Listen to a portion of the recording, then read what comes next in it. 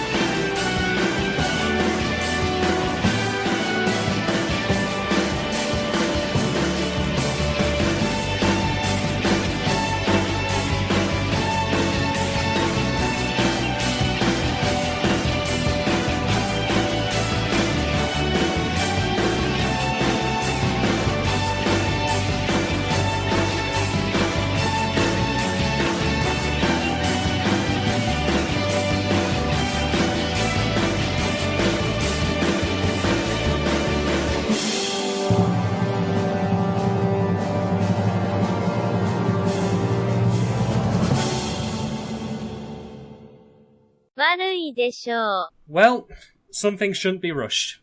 Like a pint, which I've just poured now. A pint of lager. It's a celebratory drink because, ladies and gentlemen and others, welcome to the very final Stream of Thought covering Darling in the Franxx. We're here. I have a nice mug of ale, and we're going to see this piece of shit out. Yatta! But yeah, some things shouldn't be rushed. I mean, the ale I have here is called Proper Job, unlike the show itself. Ba-dum-bum-ba-dum-bum. Now, because this is the final boss of this Stream of Thought series we've been doing, you know, when you go into, the last dungeon, you need a full party with you to be able to take it on. You can't do it with just a pair.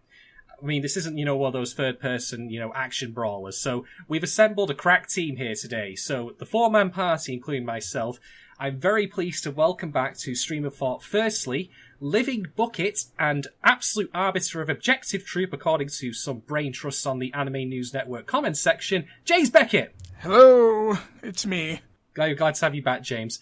And also joining us once again is the delightful, she knows all about flowers, she knows all about ESPN, she knows all about shows. Pleasure to have her previously, pleasure to have her back. Ladies and gentlemen, give it up for Emily Rand. Hello. And last, but absolutely not least, stalwart companion throughout all of this Stream of Thought, very good friend of mine. He's charming, he's witty, and he is subtle, and he is a doctor. The Soul Doctor!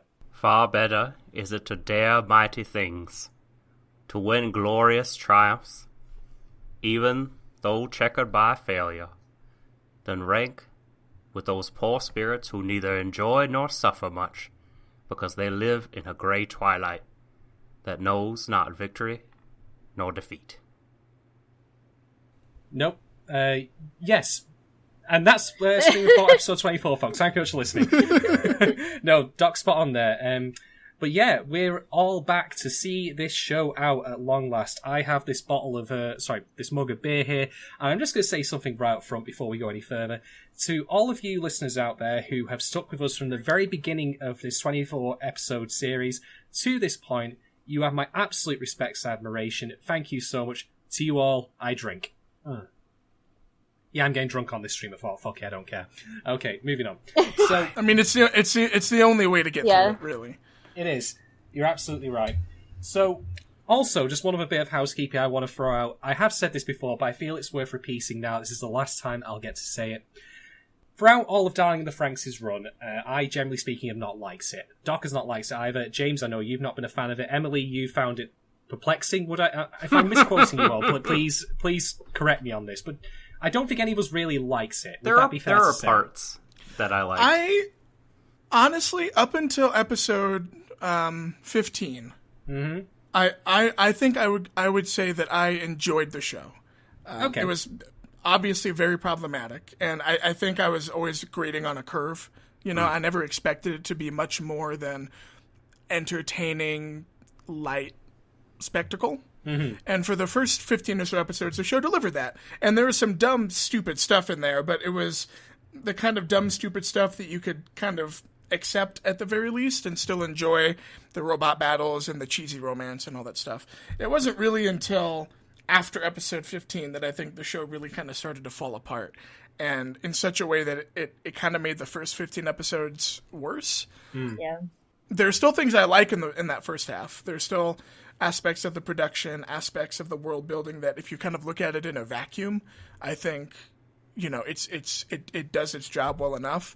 But when you look at the whole show, and this really is the kind of show where you have to look at the complete story, so much of that first half ended up being such a waste of time that I think retroactively I enjoy it a lot less, because a lot of the individual beats that I thought were really cool or could maybe pay off later on down the road ended up amounting to almost nothing.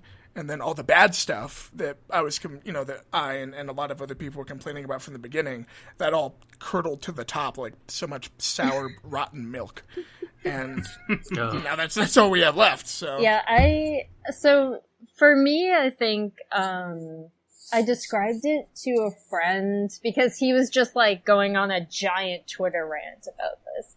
And I described it as like there are pieces of about 4 or 5 shows in this show that are very interesting to me, and none of them ever pan out because they're like very quickly dropped, or the show gets bored and moves on to something else, and it just never comes together at all. And to James's point, a lot of the stuff that I did like in the very beginning is kind of negated by how it escalated and then how it ended. But it's particularly frustrating because I can see, like, even in this final episode, there are pieces of a show that I would, like, absolutely love to watch. Like, recovering post-Plaxosaur abandonment. Like, that'd be a show I'd be interested in seeing. But yeah, none of it ever matters. So it's like just incredibly frustrating. Yeah. And Doc, on your end, I've been talking with you about it for 6 months now. Like, holy shit. I think I should at least be able to read the pulse of your feelings on it. But just for the record. Of the entire of this episode or the entire show? The show. Your sentiments towards it. I mean, incredibly frustrating because, I can't add too much to what's been said. I just will echo it and say that there's a ton of lost potential here. And, I mean, it just completely squandered it. Now, I'm sure that the sort of weird treble production had something to do with it, but just the writing was it really failed what looked to be at times an interesting science fiction show. And boy, like by the end, these last few weeks, the frustration has mounted. And while nothing like super objectionable happened in the finale, like it left me feeling pretty angry at the show overall for, as Emily well put, like just adding up to nothing. Absolutely nothing. Well, it's interesting. I was reading on Twitter, and I wasn't at AX this year, and so I'm not really privy to the specific details. But I was reading that I guess at the Trigger panel, one of the producers talked about how, there is this misconception that Trigger kind of abandoned the show, whereas they were really working on under the hood stuff for the entire series. They just didn't really put a lot of work into the animation production after about halfway through.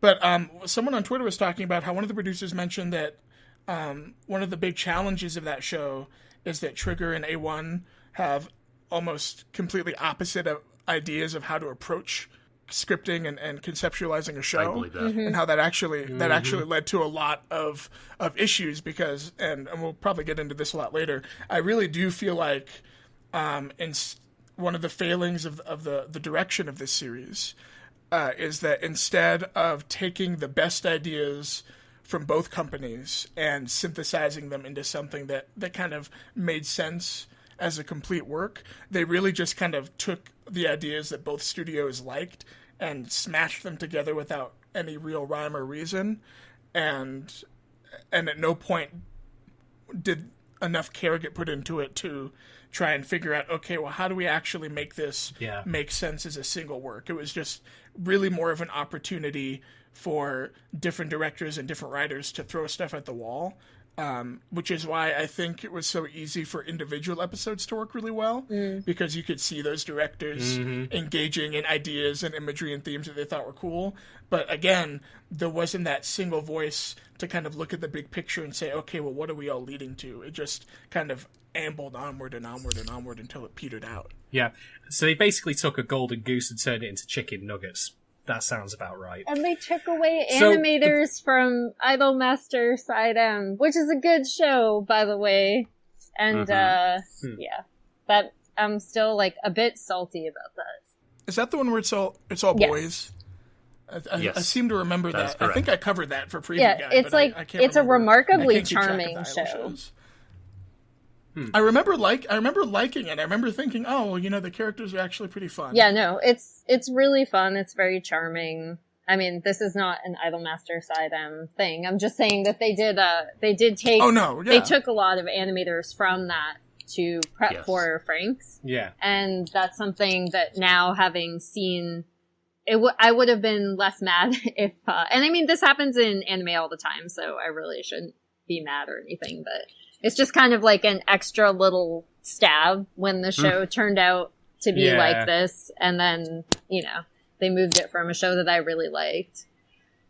Well, no, that's exactly how I feel about the new BioWare game, Anthem, because Andromeda. One of the things that went so wrong with Mass Effect Andromeda is that BioWare essentially decided to put all of their resources into Anthem, and they stole all the good talent from Mass Effect Andromeda. And you know, Mass Effect Andromeda is kind of a hot mess, and it's my favorite franchise, and so I'm always going to be bitter at Anthem for potentially, you know, undercutting what could have been a really awesome Mass Effect game to make whatever the hell Anthem is going to be. I hear you. So the reason I asked all of our, you know, fellows here on this podcast just to offer their opinions here, just give a sample of how we feel at the end of the show, is that's how we feel.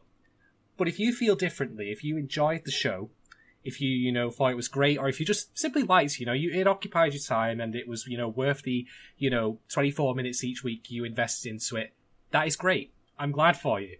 It's not for me, James, Emily, Doc, or anyone else to say to you, no, actually, this show sucks and you're a fool for thinking that. I will again, however, plead to people not being, you know, arseholes in their own right in, you know, responding to people's opinions, wink wink, about a show when they are disparaging towards it. But, well, that's boat sailed already, so just throwing it out there, though, if you like this, that is great. We're not going to tell you not to like it. Yeah, we don't consider ourselves, like, sort of objective tastemakers. I mean, for God's sakes, I know I watch a lot of, you know, questionable stuff. I spent 2 hours... Usually my suggestion. I spent 2 hours last night watching Japanese professional wrestling. I don't think I'm, like, in any position to be like, you know, what I like is the best thing. So, fair. Yeah, enjoy what you want to enjoy, but allow... other people to disagree and discuss, and you know, that's what makes fandom fun, is people with different opinions talking about stuff. At least that's part of what makes it fun for me.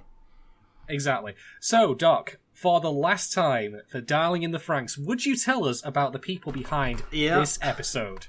Well, I shall. I don't have to read any CVs this time because they're all returning champions. So there are 3 credited directors for this episode. My God, like, were they all just like short straw, hot potato? Let's go. I can guarantee you, whoever everyone liked the least had to handle all the 0-2 hero stuff. Oh yeah, they were like, you take that stuff. They drew straws. And they're a pair of credited episode writers. So on direction, we have series director Atsushi Nishigori. He's being hands-on with the finale. And Manabu Okamoto Let me see. I know he's directed an episode before. I'm just going to quickly Control F this. And we can Why does this feel like it's leading up to like some sort of like supervillain like this almost feels like the formation of the Sinister Six. Oh yeah, so Okamoto directed episode 21, For You My Love, and episode 13, The Beast and the Prince. And we also have okay. Yeah. And we also have returning champion Miyuki Kuroki, who directed episode 20, A New World. The aliens one, I believe, where it was first revealed that. Oh, yeah. I'm already forgetting what happened in the show. I was like, episode 20. What happened in that one? And Nishigori is credited as scriptwriter, along with the other head writer, your favorite and mine, Naotaka Hayashi. So the core Franxx creatives, for the most part, saw their show home. Well, that's good. Like hearing that, Lex Luthor and the Joker have teamed up for one last time. Fucking great. Fantastic. Alright, let us begin. Let us get this over with. Darling in the Franxx, episode 24, Never Let Me Go. A sentiment that the, creative team wish the fans felt towards the show. So, this episode starts off, and it's in space. And it's been a couple of days since Hero 2, a pairing name I cannot believe I didn't come up with before.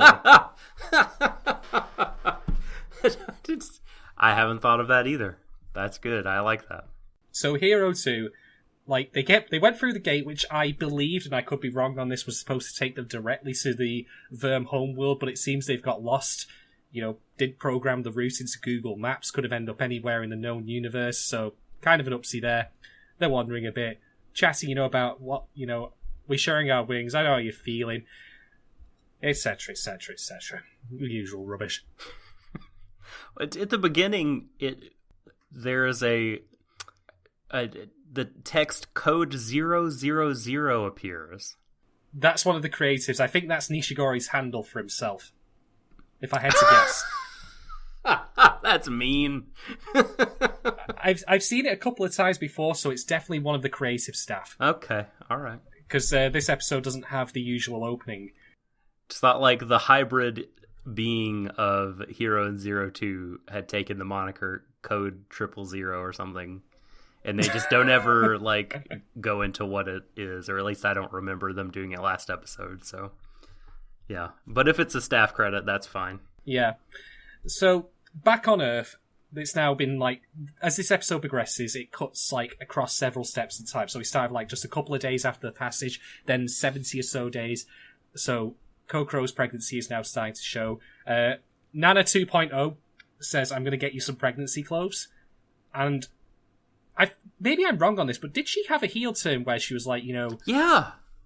She's way more agreeable now. Suddenly. Yeah, she just decided to be nice. Yeah. Whereas before, she was very much like, I can do nothing without direct orders from Papa. I think that was legitimately the last scene that she had, was her saying that. Well, she was in the background watching Mitsuru and Kokoro make out in the rain, just sitting there silently. It was kind of creepy. It would have been more interesting if they just kept her, lost without instruction, in my opinion. Mm-hmm. Makes sense. So the kids end up going back to Misselheim. This is actually the kids' own Misselheim. It's not like the other squad's Misselheims. Are they all called Misselheim? I don't know. Whatever. Who cares? But we can tell it's theirs because we find Zorome's Enter the Fray sign as he literally enters the fray of breaking into, the place. So I'm like, ha ha, I get it. That's neat and all. Cool. I hate all of this. I hate,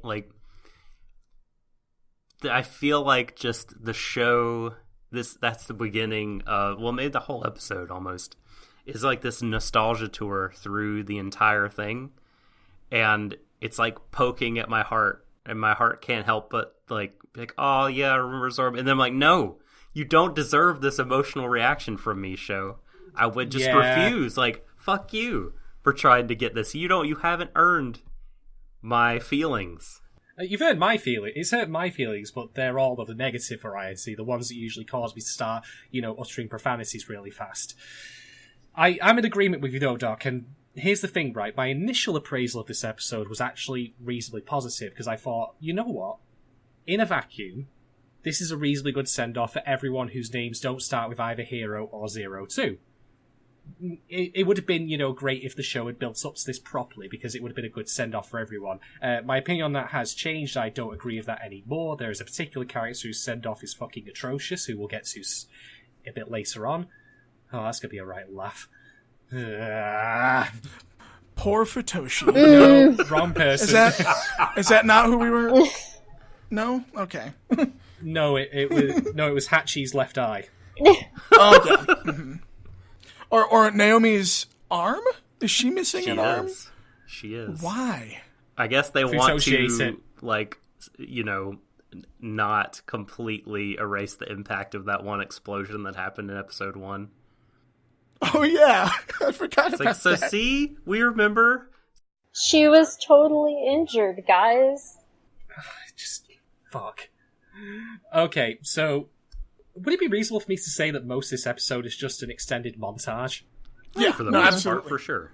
Yeah, 2/3 at least of it is just the clock ticking by, watching the kids have babies, grow mustaches, grow food, and it's Ichigo narrating, right? It mixes and matches throughout the episode, I think, depending, I think for the most part it is Ichigo, yeah. There's some silent montages or ones that just have music, but yeah, I want to say, isn't the only narrator Ichigo? I feel like that's the case, but I could be misremembering.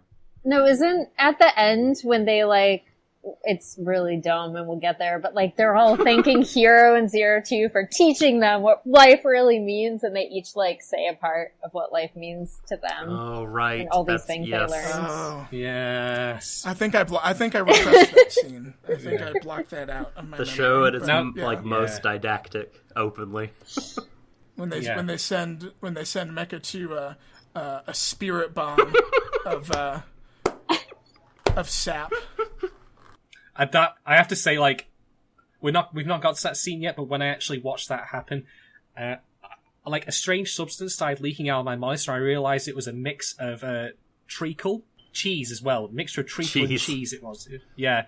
I am legitimately surprised at that point that Stan Bush's The Touch did not start playing. It's too good for this show. It is. You're absolutely fucking right.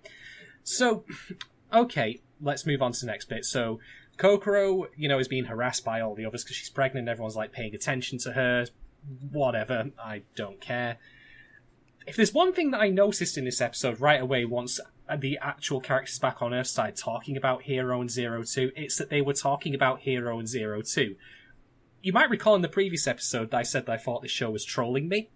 And in the last episode we covered, I complained that all of the relationships seemed focused right around, oh, where's Hero? What's happened to him? Etc., etc. No mention of 02. And now they won't stop talking about her. Make up your fucking mind! Although I will say, none of them seem to have made an effort to move that lifeless Yeah, it statue just of stays 02's body. It's just you'd think that they'd bring it inside or, put ropes around it, because there are going to be kids playing around eventually. So if one of them knocks it over by accident, oh dear, shit. I was half thinking that they were going to start some kind of religion around I am this. legitimately surprised they didn't, but I'm glad that they didn't as well, because I think I would have probably thrown up. Yeah, that would have been too much. That would have been too much. There was a part, another part early on where I just got mad because I had felt the show reaching inside my soul, trying to manipulate me.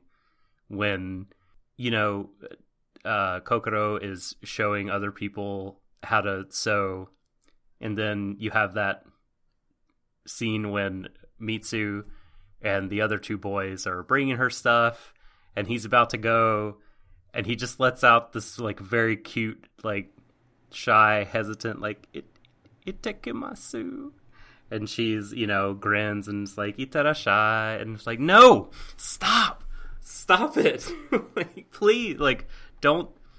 I mean, Mitsubi went to the 02 school of lobotomy after getting into a relationship. So, yeah. Yeah. Oh yeah, no. I mean, I don't want to jump too far ahead, but the way they treat her actual pregnancy is just so funny because you can tell it was written by a bunch of men. Yes.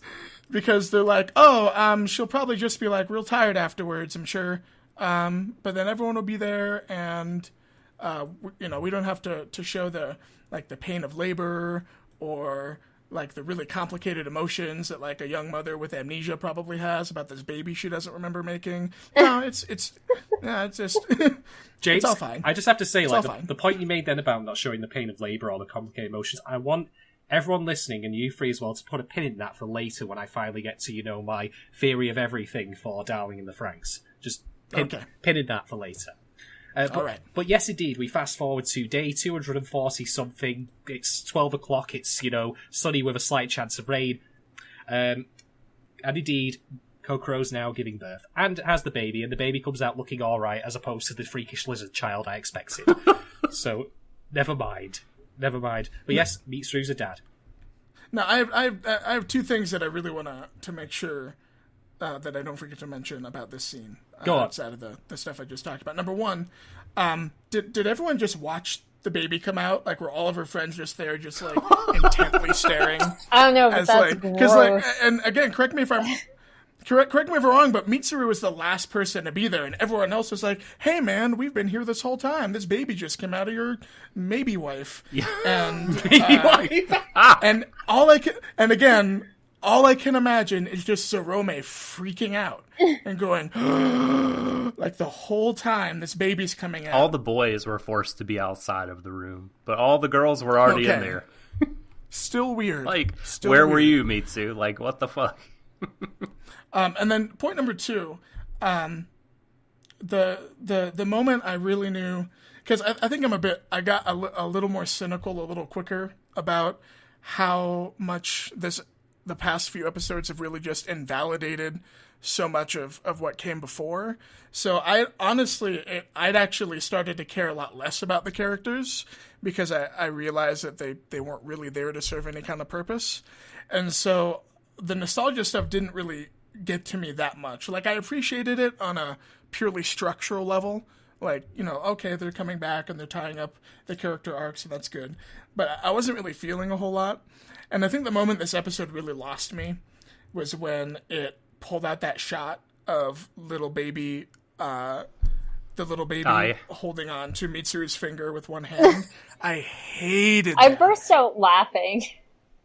I know, it's such a cheap, cliche, manipulative, yeah. Like, you can just tell that when they were animating that, everyone was like, "Oh, this is such a moving and powerful moment. Everyone's gonna feel so much." And I literally, when I first saw the episode, I went, "God, no!" Like, yeah, I just burst out laughing because I have no shame and just don't care. No jury will convict you for laughing at this, Emily, because it's fair. Well, and again, I know you guys talked about, and I thought it was really interesting because it's not something I thought of. This kind of running idea of experiences that transcend oneself. Mm-hmm. How the experience of childbirth can be so powerful that even if your memories get erased and you don't even know the person you made the baby with anymore, that connection is enough. Sorry. Still some kind of glue. I know. Metaphysical glue. And we'll probably talk about this later.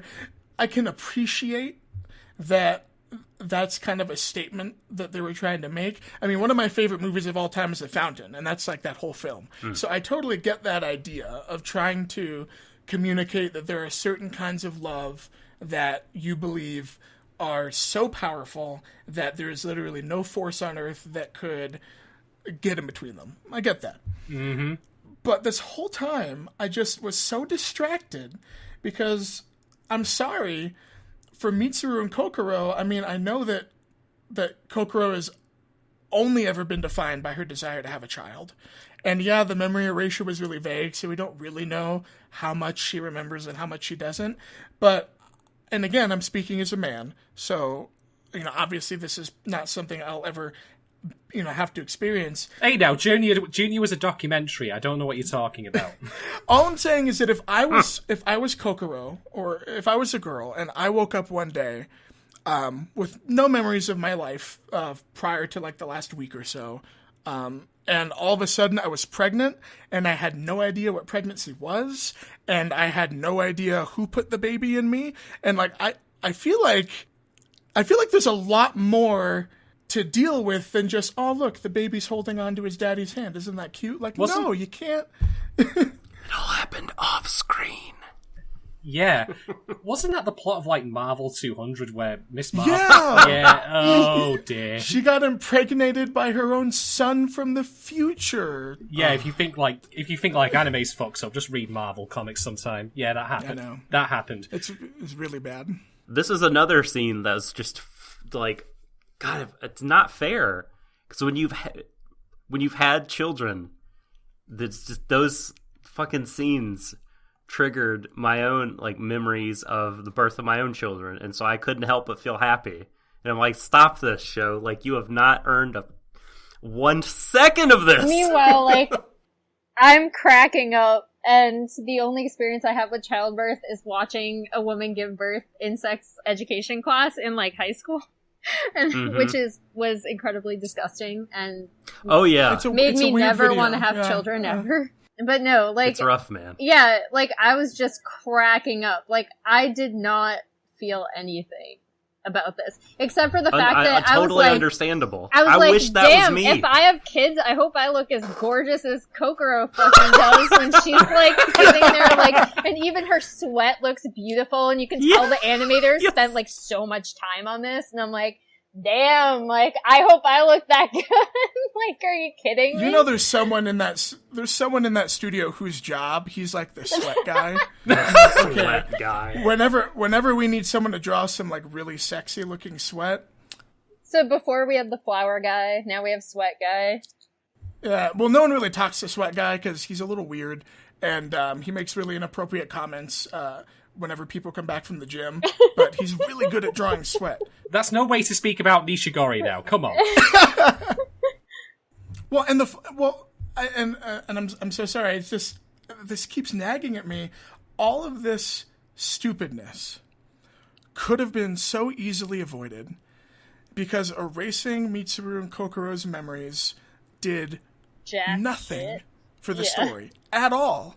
Nope. It didn't have to happen. They could have just let them have their baby, let them have their stupid love story, and at the very least, we wouldn't be sitting here asking all these questions about, like, well, what happens when you wake up and you're just pregnant all of a sudden? Like, they wouldn't need that. Yeah, I mean, at all. That actually is, the more I think about that, I've just realised how incredibly icky that is, given certain scenarios in which that can happen in real life.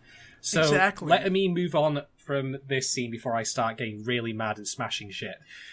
By the way, put another pin in that because that will be relevant later to the big theory. So more time passes. The guys are all, building stuff. The girls are all like, sewing because, even in a world post-apocalypse where they don't supposedly have gender normative roles, they're still doing gender normative shit. I don't get it. Whatever. Who cares? Moving on. Ikuno is like, going to the books because that's the thing she's done throughout the entire show apart from confess she's a lesbian. So again, moving on. And then we get a scene which I liked, but I also found incredibly funny because my headcanon is awful. So Goro decides to go wandering the world to find more people. Now, I don't disagree with him doing this, because I think that's a good idea, but I have a couple of issues with this, ranging from the silly to the more serious. The first thing I'll ask is, are you telling me there's a complete failure of, like, worldwide communications now that Papa's gone? Really? They can't just literally use a computer to call the other plantations across the entire planet and just check they're okay? He doesn't even seem to know where they are. Surely they could find that out. So, don't know about that. Secondly, this is more of a structural thing. I would have actually really liked for Goro, to have a scene where he actually found, like, a plantation. Just a brief one, where he, like, meets people he's never seen before and says, hey, I'm from all the way across the world, just to show that his endeavour actually had some positive results. Do we see any fruit born from him doing this? Nope. Doesn't matter. Like, it's an insert that doesn't do anything. Like, him going across the world is utterly irrelevant to the long scheme. And lastly, because my headcanon's terrible, the moment that Goro did this, I immediately thought, holy shit, he's become the fucking Road Warrior. He is Mad Max. Like, seriously, I just literally imagined, like, in Fury Road, when you've got, like, Mad Max on the front of that car, I just imagined Goro in his place.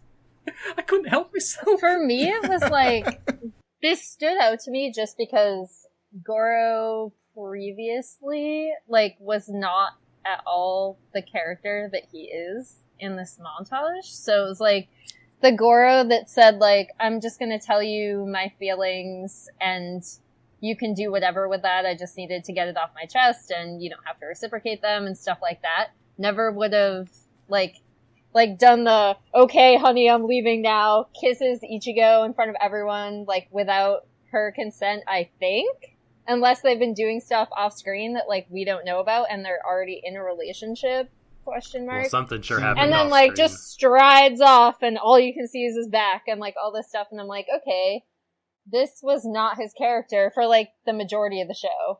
It was so frustrating, too, because that moment, and I like that moment in isolation, because I think it shows that when the writers are not tripping over their own ambitions, they can actually pull off decent, light, kind of character comedy action stuff. Like and again, you're right. It's kind of weird that after all of the non-build-up of their relationship, they're just all of a sudden making out, and it's that's definitely messy. But at the same time, watching that scene, I thought to myself, you know what? If this is what the last half of the show felt like consistently, I could see myself liking it a lot more. Yeah. It didn't take itself so damn seriously. I would have loved a funny show where it's just, like, them trying to survive. And, like, we'd actually seen their relationship progress. Because suddenly I'm just like, oh, like, they're obviously together, but, like, we didn't see anything about that. And also, like, this transition from Goro going from being, like, a huge team player to, like, leaving to find other plantations and himself, I guess. It kind of makes sense, but it's, like, so sudden because all of the development happens off screen. Well, when you unearth the Swedish, like, duster in the whole show, suddenly a spirit of independence and rebelliousness bubbles up within you. And you're like, I must wear this duster, and I must explore. Actually, I take it back. Goro is not the Road Warrior. He is the Lone Wanderer from Vault 101. Yes. Yes. Hi. Well, one thing about this scene that that made me really mad in retrospect, because it's just kind of a sign of how poorly this particular character is handled, is how when Goro kisses Ichigo, there's the funny reaction shots from Miku and Zorome, which is fine. That's kind of what they're there for anyway. But also Ikuno's there. And, she gives this look that's like, oh yeah, cool, just make out in front of me, that's great. And it's played off as a joke, but it's just so shitty. Especially in context of what happens later. Exactly, it's just so shitty that the show is totally willing to go, haha, isn't it funny? Ikuno also likes Ichigo, but that's never going to go anywhere. Nope.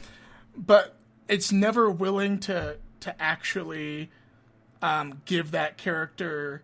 We'll get to it later, but that moment just really frustrated me. It was just a sign of, like, okay, I see where your priorities are, show. And, it's just frustrating. At least Ichigo ended up with some... not Ichigo. Ikuno ended up with someone, at least in my headcanon. Maybe? The looks they were giving each other said something to me. Nice to see it happen on her deathbed, though, and not when she was actually, alive and able to live the relationship. Yeah, great. Brilliant. The defining moment of Ikuno's character finally meeting someone whom she can share a relationship with is someone with A, barely knows shit all about, and B, is doing it while she strips, hooks up to an IV and is relying on bedpans. Great. They got to do research together. Also, does anyone find it weird that Naomi remembered everything? I don't even know what to make of Naomi at this point, honestly. Yeah, that character is just such a non-entity that it could have just been a background character. Because we don't know anything about what Naomi likes, what her skills are. We don't know why she would be a good research assistant for Ikuno. We literally don't know anything about her other than she and Hiro tried to pilot together and couldn't, and then she got exploded. So I guess, like, speaking less to the Naomi character and more to, like, how the show, like, it just seems inconsistent with kind of the world building and the way they've been doing things, that they would unfreeze all the kids and they would all remember everything. Why freeze them in the first place? Why not just kill them? That's what I was wondering. Like, they were keeping them around for experiments, I guess? I don't, like, really know. I think we'll probably get to this when we get to the series kind of retrospective. But one of my biggest issues with this show is how horribly it handles the actual structure of its society, especially when it comes to Ape and how the parasites work, how the colonies work. It literally makes no sense, and this is just another example of how, if you actually think about it for more than just a second, almost none of the decisions made regarding these kids makes any sense whatsoever. Pretty much. It's just narrative convenience. Yeah. So, back to space, back to, wherever the hell Hero 2 is, or Heroes 2 are, I suppose. They finally get to the Verm home planet. It's like now been just over 2.5 years approximately since. Can we... I'm sorry. I can't help it. I have to do this tangent. Why do a race of beings that are immaterial, that are just non-matter, like floating consciousnesses, whatever the plural of consciousness is, need a home planet? Pass. Why do they need a physical thing, a material structure to live upon? Why? I don't know. Why are they affected by a bomb? They're not matter. I know. I mean, maybe if they explained that this is like some sort of black hole type bomb, or I don't know, whatever. They don't go into it. I shouldn't care so much. It bothered me, though. Well, spoilers, by the way, for what happens later, folks. If you think Verm are killed off entirely by this, nope. They do say that, in classic Team Rocket style, that they'll be back. Yes. So, not like the threat scene been dealt with. Although, that being said, to get ahead a little bit, I did find their comment that they would be back at the apex of evolution to be funny, because, correct me if I'm wrong here, people who know more about biology than I do, but isn't evolution a constant process with no tangible end? So does that not mean, like, they'll be waiting indefinitely? Yes. Or whatever they decide is the apex of evolution. Yes. So that's, like, incredibly arbitrary and subjective.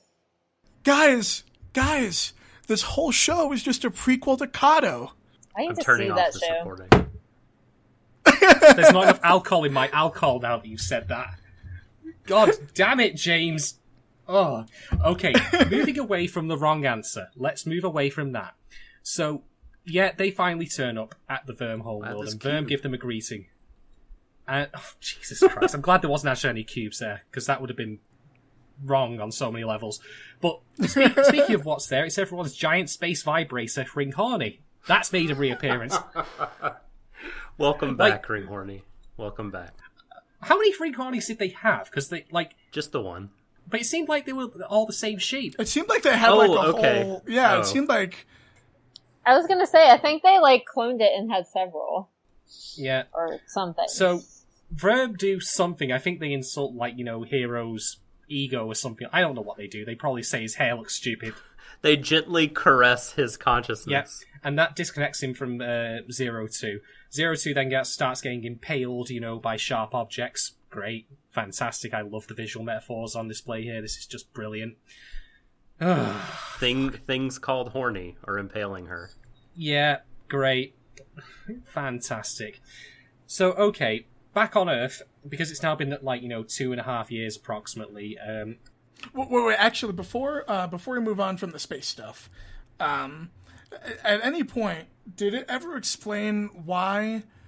Or I know the answer is no, but I'm just wondering what your guys' takes are on why of all the ways for them to pay off the term parasite, of all the ways for them to go in that direction, why did they make the Klaxosaur set up the anglerfish scenario, where the man just like attaches himself to a giant woman and then is slowly like dissolved into her being.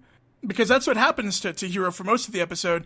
Giant Mecha 02 is just floating through space shooting stuff, and Hiro's just slowly getting weaker and weaker, and it's implied that that's what happens to all the men in the Klaxosaur setup, that the men just kind of get absorbed into the woman, again, like a little anglerfish.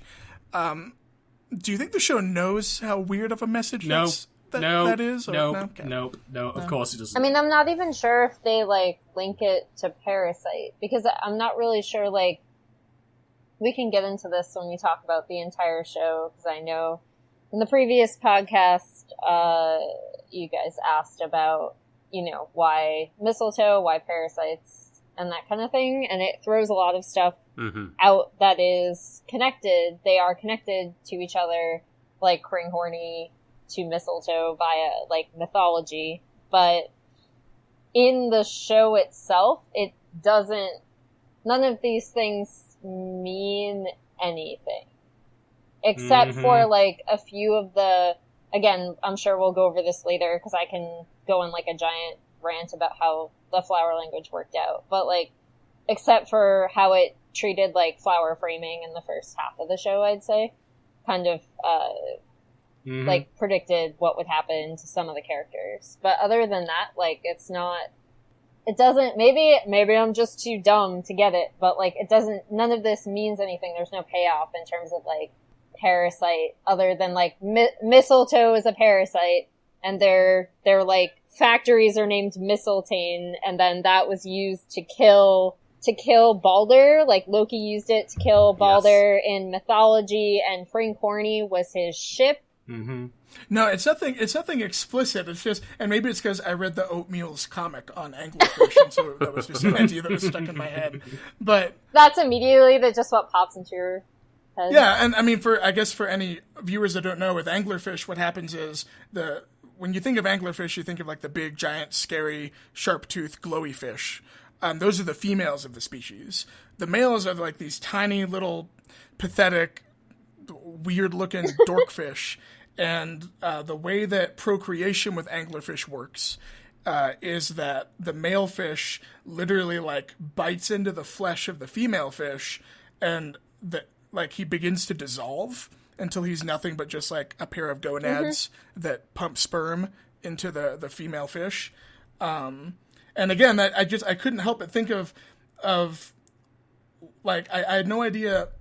I guess I was confused as to like why this setup between 02 and Hiro like led to him getting so weak and dying. Like I don't know. It's just a weird way to end that relationship on a purely technical level. Like, when they're making out and expressing their love for the first 20 episodes of the show, I don't think anyone would ever say, yep, and then he's going to end up inside a giant robot version of her, with the life force slowly being drained out of him until he fades into nothingness. If you're trying to avoid Verm and like becoming one consciousness, then the fact that happens to Hiro is a bit, it's like a lot of mixed messages there, right? Because like you assume that boy, like you assume that afterwards he becomes a consciousness, as does she. We'll get to that later. Maybe I'm like skipping too far ahead, but the fact that they reject Verm, I mean, I guess you could say it comes down to agency, but still, like it's like he's accepting the same thing kind of by choice. So. Yep. You're not wrong there. Maybe that's the crux of it.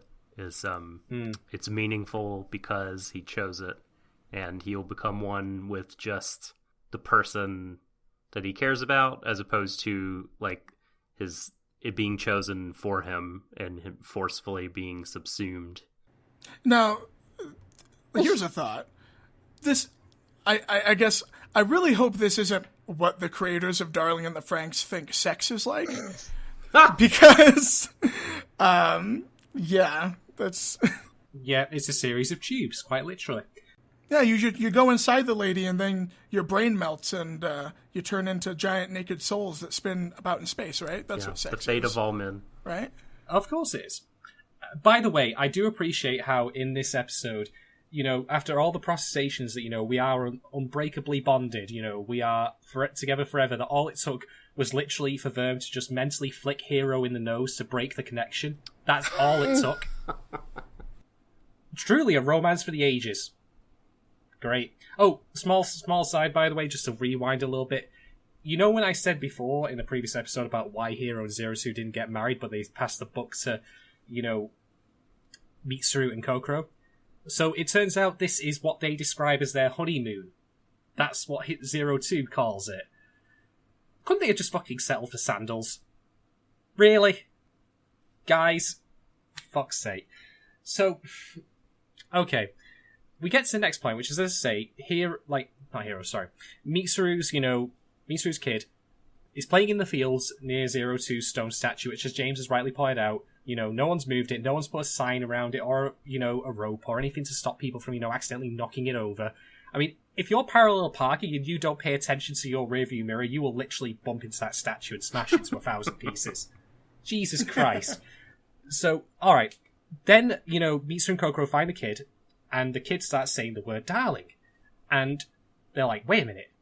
Where did she hear that? How did she hear that? And somehow Mitsuru, makes a leap of logic that's, yes. that absolutely defies, what happened with, Hero guessing how Zero Two was getting injured in the couple of episodes back, and figures out that Zero Two's statue is acting as, some sort of Discord come Skype, receiver to Zero Two all the way across the galaxy. And they're like, no, they need help. Let's all join hands together.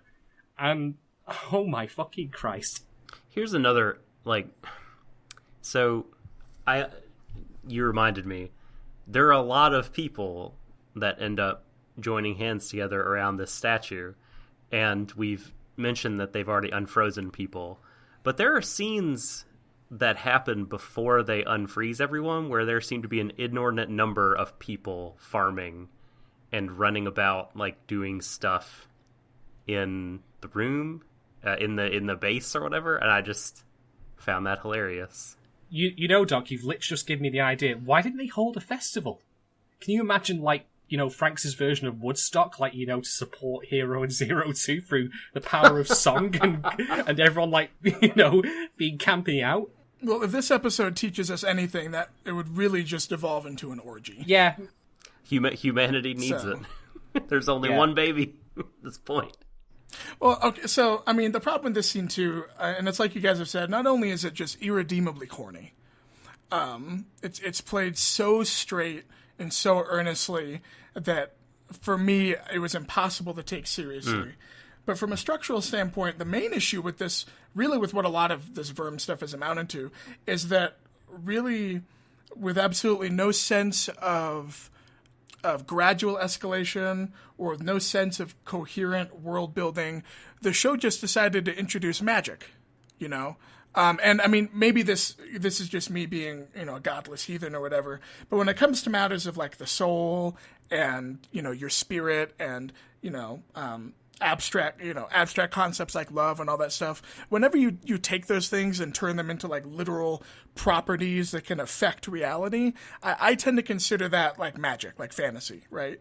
When you're literally using the power of love to give energy to, the giant love robot that's a million light years away, with your prayers, that, to me, that's fantasy, and that's fine if that's what your universe is already allowed for. Mm-hmm. But up until episode 24, even with the aliens, even with the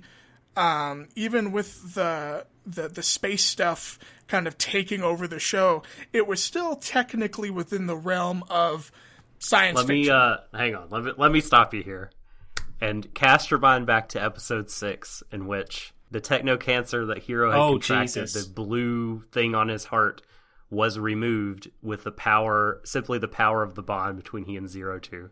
Well, and I would even accept that, because you could have some technobabble that says, oh, well, it's like how, it's like the mind over matter. You two have no standards when it comes to stuff like this. God damn it. Techno cancer.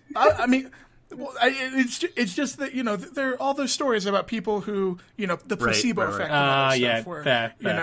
If you were, there is, I think you can argue, there's plenty of evidence to suggest that the human body is able to do some pretty miraculous stuff purely through force of willpower. So I can even accept that. But when the baby, who is 2 years old, and who has never met or heard of or has no understanding of Hero 02, the word darling, she somehow telepathically taps in to 02's dead stone body, which then allows everyone else to just send their magic love feelings into the sky. Like, that to me that's a different show. That's a completely different universe. But they've already allowed for like soul transfer into a machine. Do you think this is worse than that? Like the communication over space and time or whatever? Yes, because I do, because it's one of those things. It's kind of like how with Evangelion, they treat the soul scientifically, right? And so at the very least, within the realm of like that universe, it's a scientific concept, right? That there's this intangible quality that can be bound to a machine and all that stuff. And I definitely agree that especially given the definition I just gave, that still kind of counts as magic, but it's still within the acceptable kind of parameters of what that universe would consider to be scientific, realistic. You know what I mean? Mm-hmm. Yes. Like there are scientists that are like, yeah, we found a way to extract the soul and put it onto a machine, and they try to explain it, and at no point in Evangelion does and even in Evangelion, it's one of those things where like all the angels are just space aliens anyway, so it's, anything sufficiently scientific will come across as magic.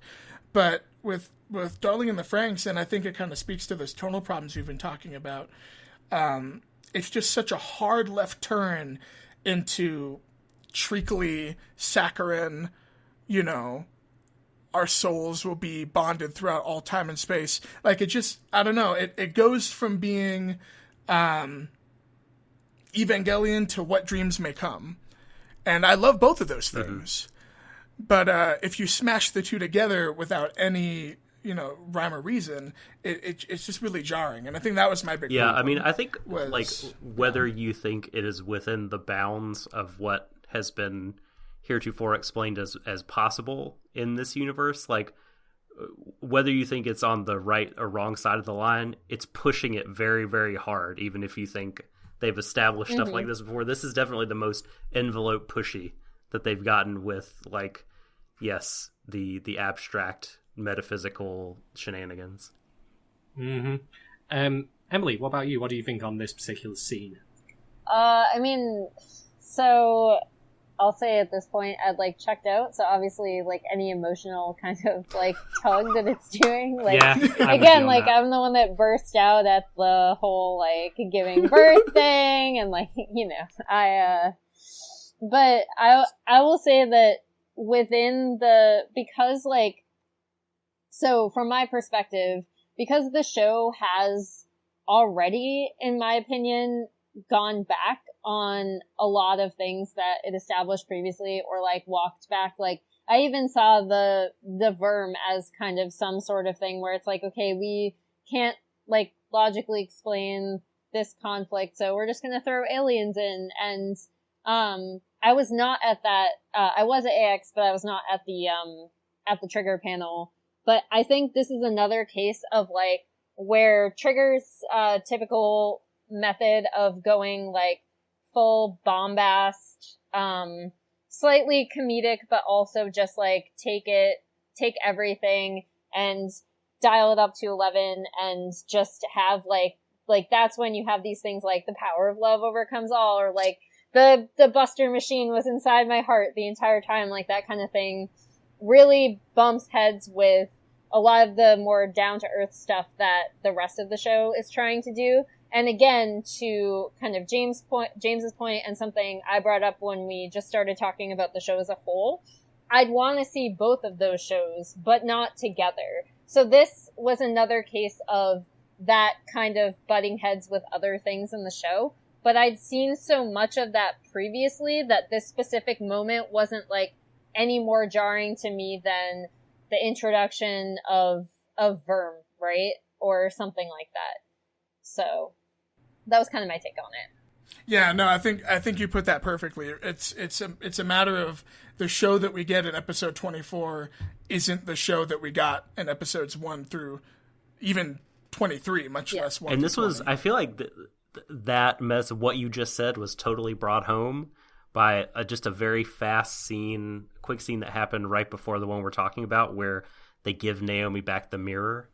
And I'm like, remember when this mirror was an important thing? Like, God, the show, the dynamics, everything was so different back then. And I felt like, the show had potential to go in all these places. Like, I wasn't completely out on it. And now it's just, like, reminding me of all the sort of annoying choices that were made for it. When you brought up the mirror then, I just thought to myself, wow, remember the time Hero gave it away and just referred to Naomi offhandedly like she was just somebody you met in the street? Like, Someone gave this to me, but I want you to have it now. And then they're all like, we should be grateful for this mirror. We wouldn't be standing here right now if it wasn't for this mirror. Just like, oh, fuck. I mean, he essentially just re-gifted his ex's stuff. Yeah. Which is the tackiest thing So you can douchey, possibly man. do in a relationship. Entirely in character for him, though. So, okay, my thoughts on this scene. Two things. Again, because I have a horrible headcanon. When this was happening, I thought of the ending of that Simpsons episode where they find Mr. Burns in the woods and think he's an alien. And everyone just gathers around and starts singing Hello Starshine, the Earth Says Hello. Oh, the X-Files crossover? That's literally what I thought of. And then I thought of something else. I thought, okay, I've complained many times about people, worshipping the ground Hero walks on and seeing he could do no wrong. So it became crystal to me. The hive mind, the villainous hive mind, is defeated by a hive mind. Oh. Right. Like, that's what happens when you have that kind of thing going where the lead character can't do any wrong and everyone supports him and thinks he's great. And then suddenly, they try to clash that against the idea of fighting an intangible, unified groupthink, as opposed to the very tangible groupthink we've got going on here. Nice one, Franxx. Fucking great. Am I wrong? Am I wrong, Insane? No, not at all. I mean, this hive mind has babies, so they're better. I think is the argument that this show would make. Yeah, I don't know. It's just, there's just such a lack of self-awareness that I'm sure we'll talk about later. The show has absolutely no self-awareness. Is it this cut to Hero in Zero Two or the next one? I think it might be the last one, where Hero's kind of reflecting on his life. And he actually says, I was kind of a selfish asshole to all of my friends, and I treated them like crap. And Zero Two says, yeah, but you did it for love, so it's fine. And it's like, no. The show is so close to recognizing what's so fundamentally wrong with it, with its protagonist. And then literally a second later, it says, oh, but if it's for love, then it doesn't matter. You can do whatever you want. And it's just, and again, I think with the way that it treats the Verm, just like you were saying, is they have this notion of this all-encompassing evil hive mind that expresses all these nefarious beliefs about conformity and about letting go of your human emotions. Put a pin in that. But it's not smart. It's not smart enough. Oh yeah, it's not smart enough to do anything with it because it only gave itself 4 episodes to address the problem. Yep. So. Yep. So, okay. After, everyone joins hands, sings Kumbaya, my lord, starts commencing the pagan rituals, all the usual good shit. They do indeed reconnect and make it to the Verm homeworld, but they're attacked again. And this is when, I thought we hit peak Die Buster previously, but now we hit peak trigger. We had to get this in before the show was over, because Zero Two, Giant Zero Two disintegrates. We get Golden Strelitzia with arms crossed, and I'm just like, not even close. Not even close to replicating the feeling I've had watching Gunbuster and Diebuster when that similar pose happened. Not by a country mile. I could not give less of a flying fuck. I know what you're going for there, Trigger. I know you've got, like, you know, your skits here and your moves. Like, it's like, you know, it's like your secret technique, you know. But it doesn't matter. It's in the service of Jack Diddley shit. So, sorry. Better luck next time. But it had to be golden, so it could be like the mistletoe that killed Balder, and they take Ring Horny back. I'm not even kidding, that's what happens on the show. And also, I'm not sure if it actually is a reference, but it'd be funny if it was. Well, and I mean, I can't fault the show too much for its meaningless mythological references, because again, Evangelion, it did the same thing to a degree, where it just kind of tossed in references to a foreign mythology. Because it's cool. Because it looked and sounded cool. But Darling has just been so half-hearted with it. Like, it just tosses in names.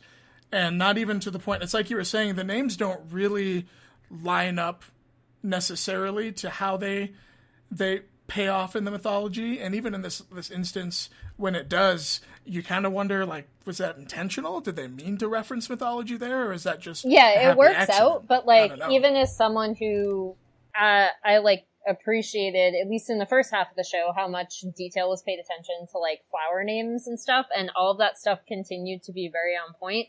Even in this scenario, I cannot say definitively, like, yes, the show absolutely meant to have this be a reference. Alternative theory, so they can get one more model out of it. Golden Strelitzia. There you go. Selling for $100. I mean, it looks pretty cool, not gonna lie. It does look good. So here is, I'm going to try now to construct, like, to relate the mythological symbols that have been pointed out to the events of the show. So I'm going to say Ring Horny, as Emily pointed out, was the ship of Odin's, maybe, Thor might have been his favorite son, but certainly Balder was his most beautiful son. And the ship was, like, famed to always get where it was meant to be going. And even when the Verm stole Ring Horny, eventually, in the end, it was taken back and used for good. And it got, by hook or by crook, to the destination which it was meant to go. And Mistletoe, so the incident that you mentioned with the mistletoe killing the aforementioned Balder, and he's buried in Ring Horny, by the way. Mm-hmm. The ship is lit on fire and pushed out to sea or something. Like, that piece of mistletoe is what sort of ultimately, like, if you had to mark the starting line of Ragnarok, the Twilight of the Gods, the end of the world, it would be that incident, I think. And then so them creating Mistletoe for Squad 13 to live in maybe is the thing that ultimately is the germ for what ends the world that Franxx, sort of that society, with the Verm kind of shadow ruling everything. So that's my attempt to shoehorn that stuff and make it fit. That's not. I mean, it works. That Yeah. works. I think that works. Yeah. I think Norse mythology is a really strange, like, it's one of those things where like in Evangelion, at the very least, the Christian mythology, whether accidentally or intentionally, the Christian mythology kind of fits because of the whole, the themes of rebirth and starting over and kind of coming to terms with the wrong that you've done.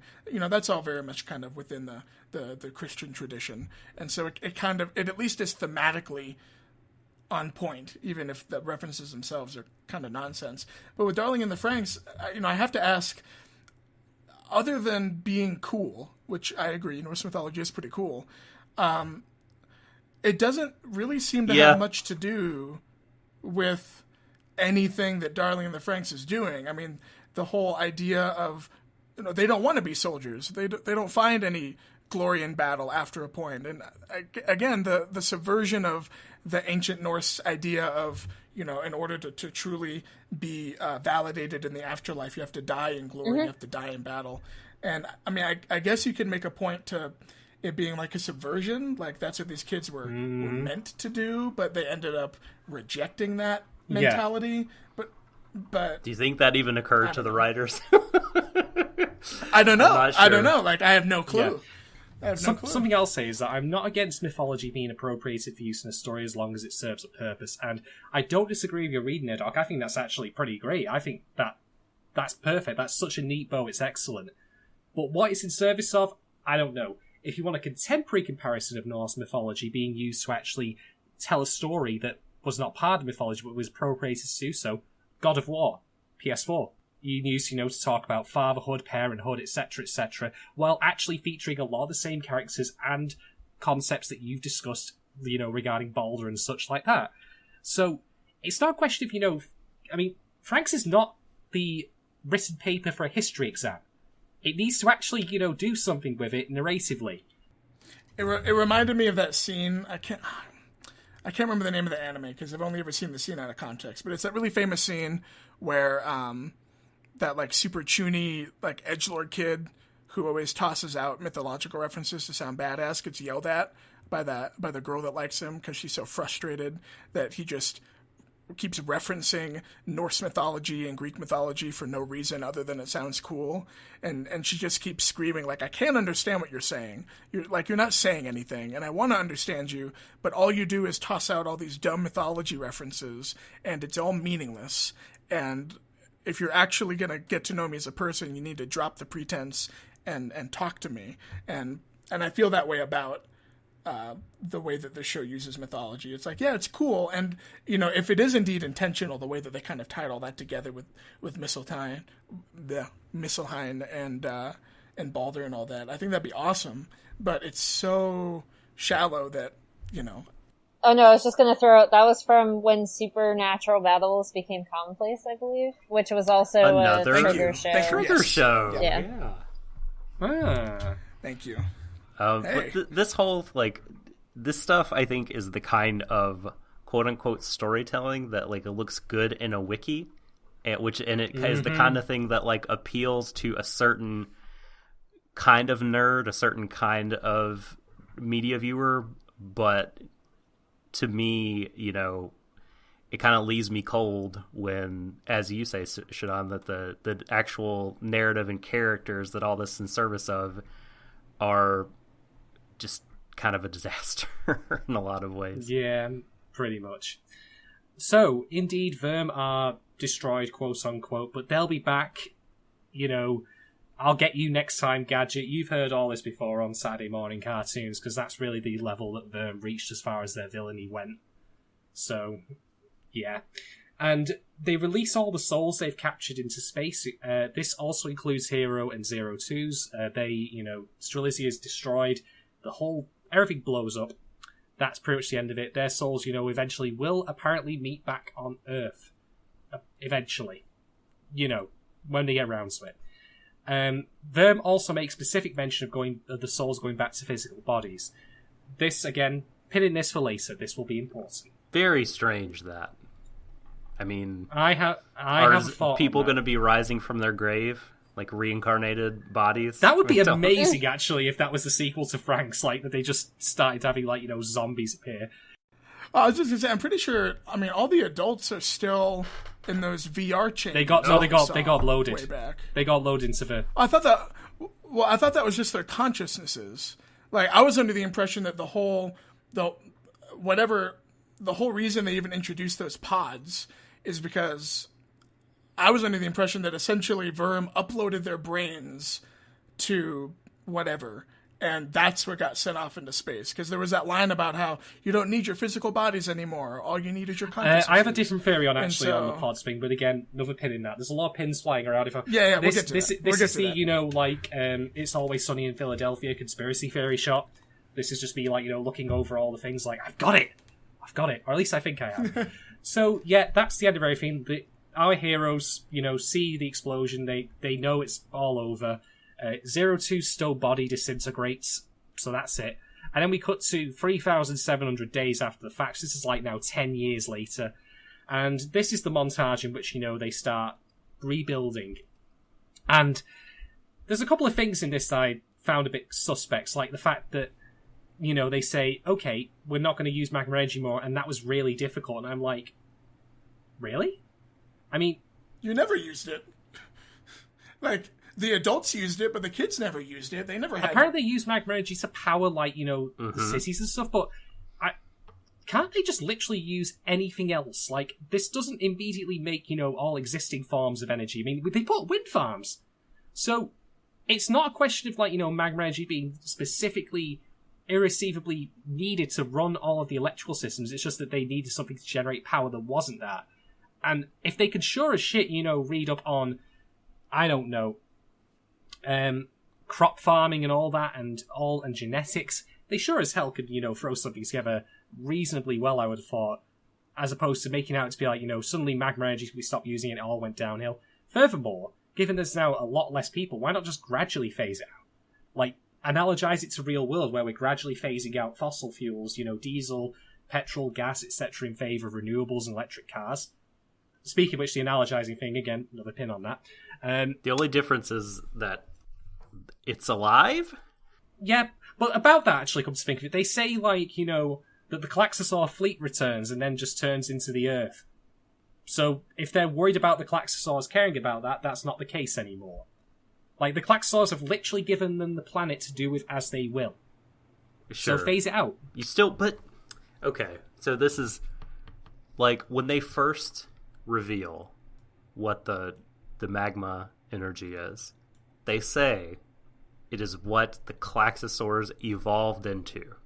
Which is still one of the stupidest lines. Super dumb. The live stream. Talk about like super scientific things, like just beings evolving into sort of non-material or not non-material, but like just pure energy. They evolved into heat. They evolved into heat. Like, how do you?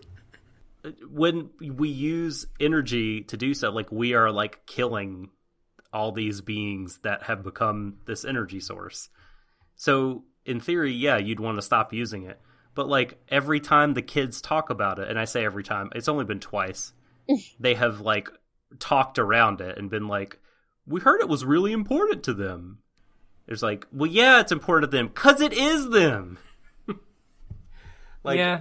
I don't know if the show can't decide, or if there's, like, an information disparity between narrators, or what's happening there, but I really get the impression that the show would say that if dinosaurs were alive today and you were filling up at the petrol station, that Nessie the T-Rex whatever would be very angry about it.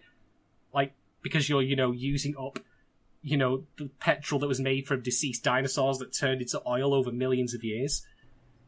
Well, and again, maybe this is a translation thing, but magma is just really hot rocks. Yep. And when we get energy from magma, and maybe the creators of Darling in the Franxx don't understand this, when we get energy from magma, we're not, like, pumping it in to a magma engine. We're just using the heat to generate electricity. So it's not even the magma we're using, it's the byproduct of the magma burning all that energy, the heat.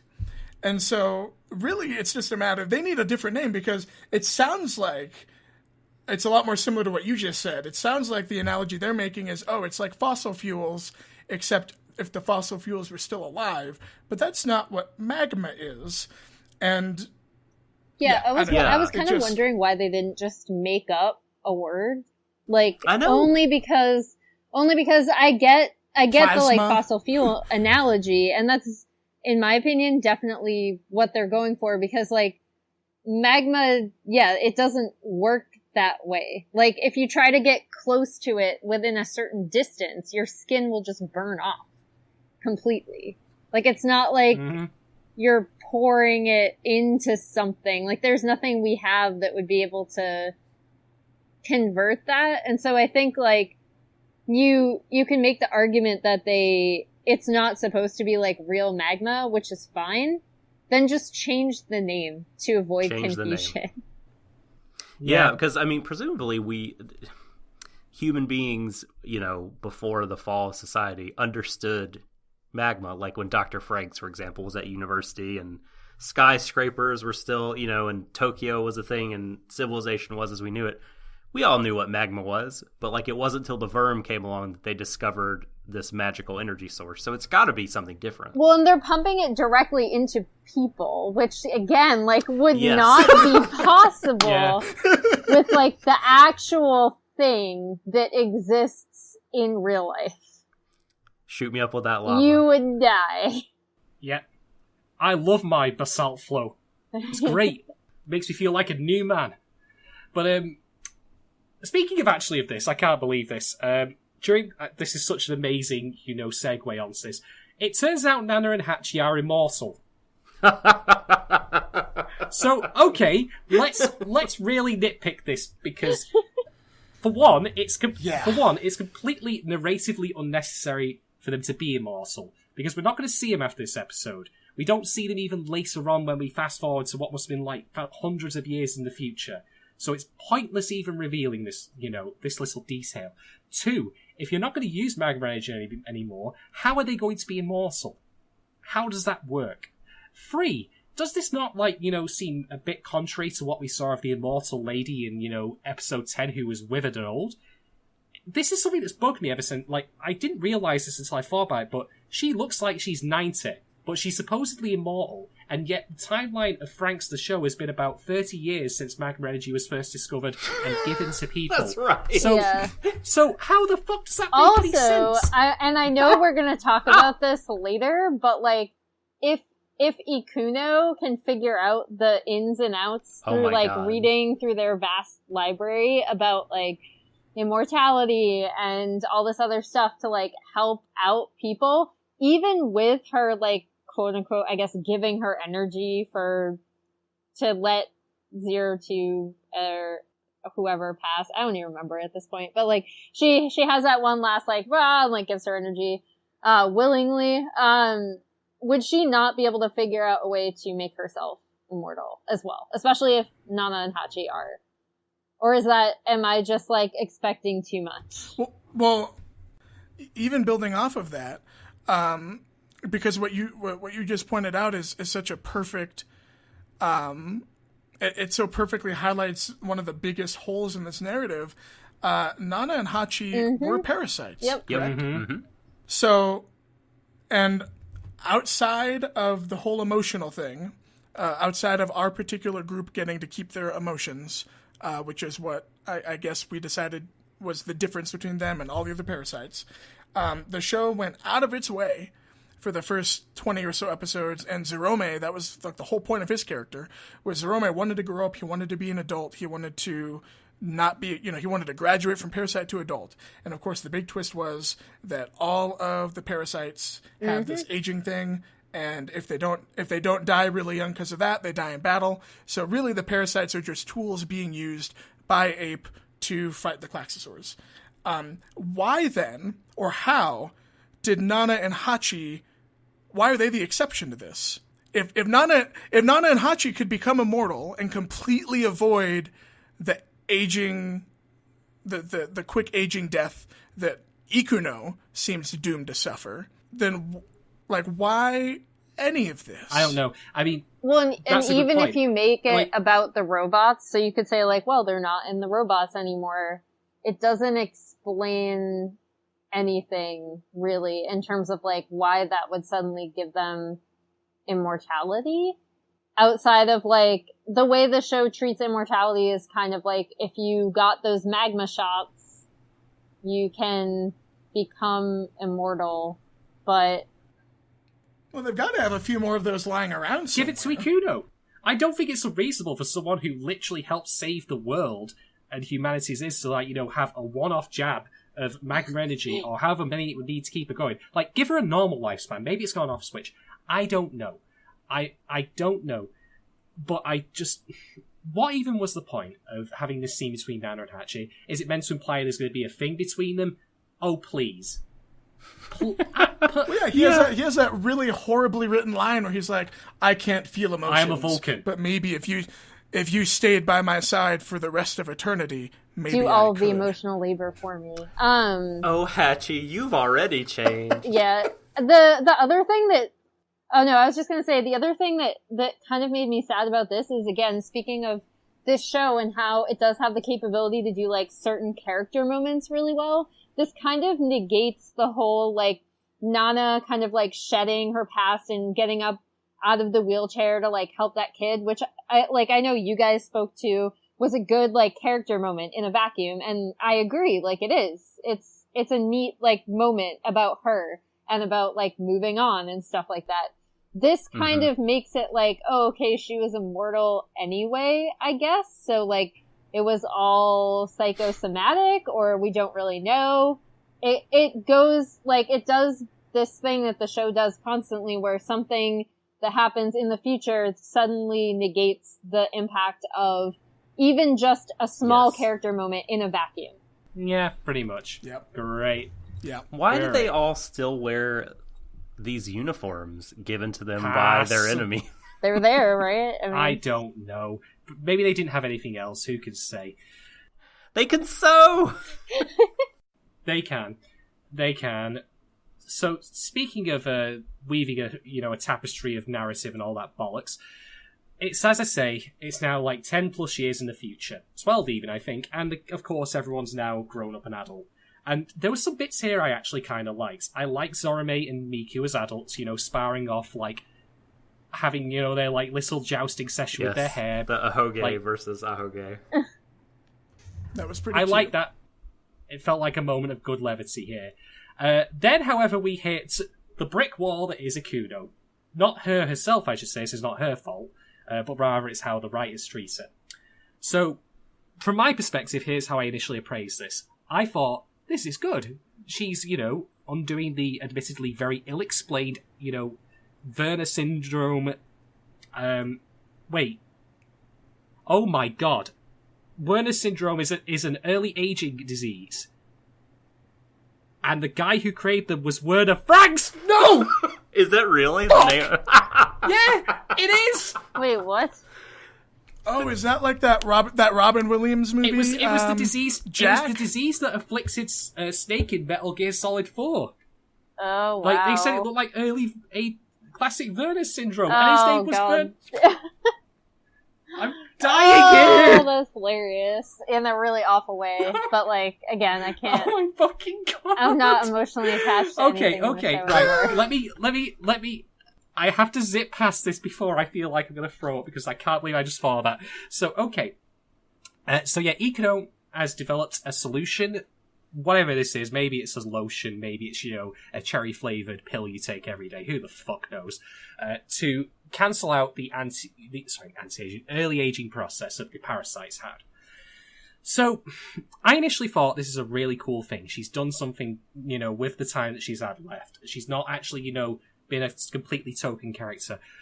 But then I thought about it some more, and I just immediately pivoted on this, because you know how you said, Doc, previously about how we had this long discussion about what it means to leave something behind for the future.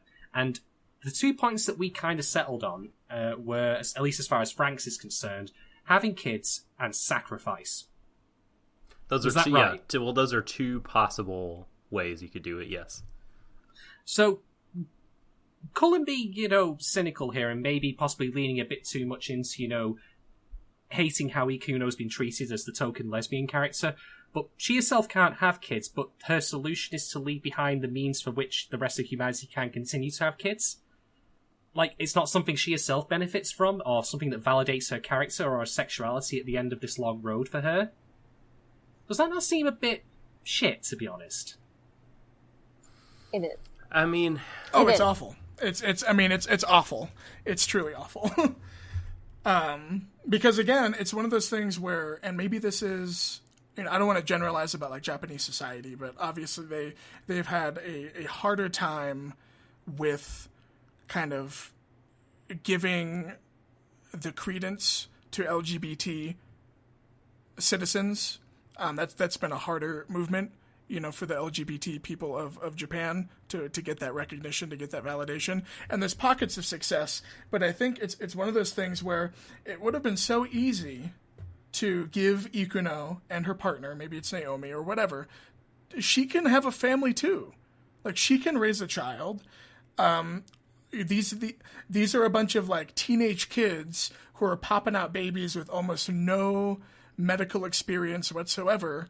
Yeah. So, and again, this might sound kind of callous, but I'm sure that not everyone is going to survive the childbirth process, or maybe not everyone wants to have all of those kids. So I'm positive that there must be a system in place for, people to adopt kids or to take in kids. And it would have been so easy to give Ikuno, if the show really is going to go all in on that raise a child, that's how you, that's how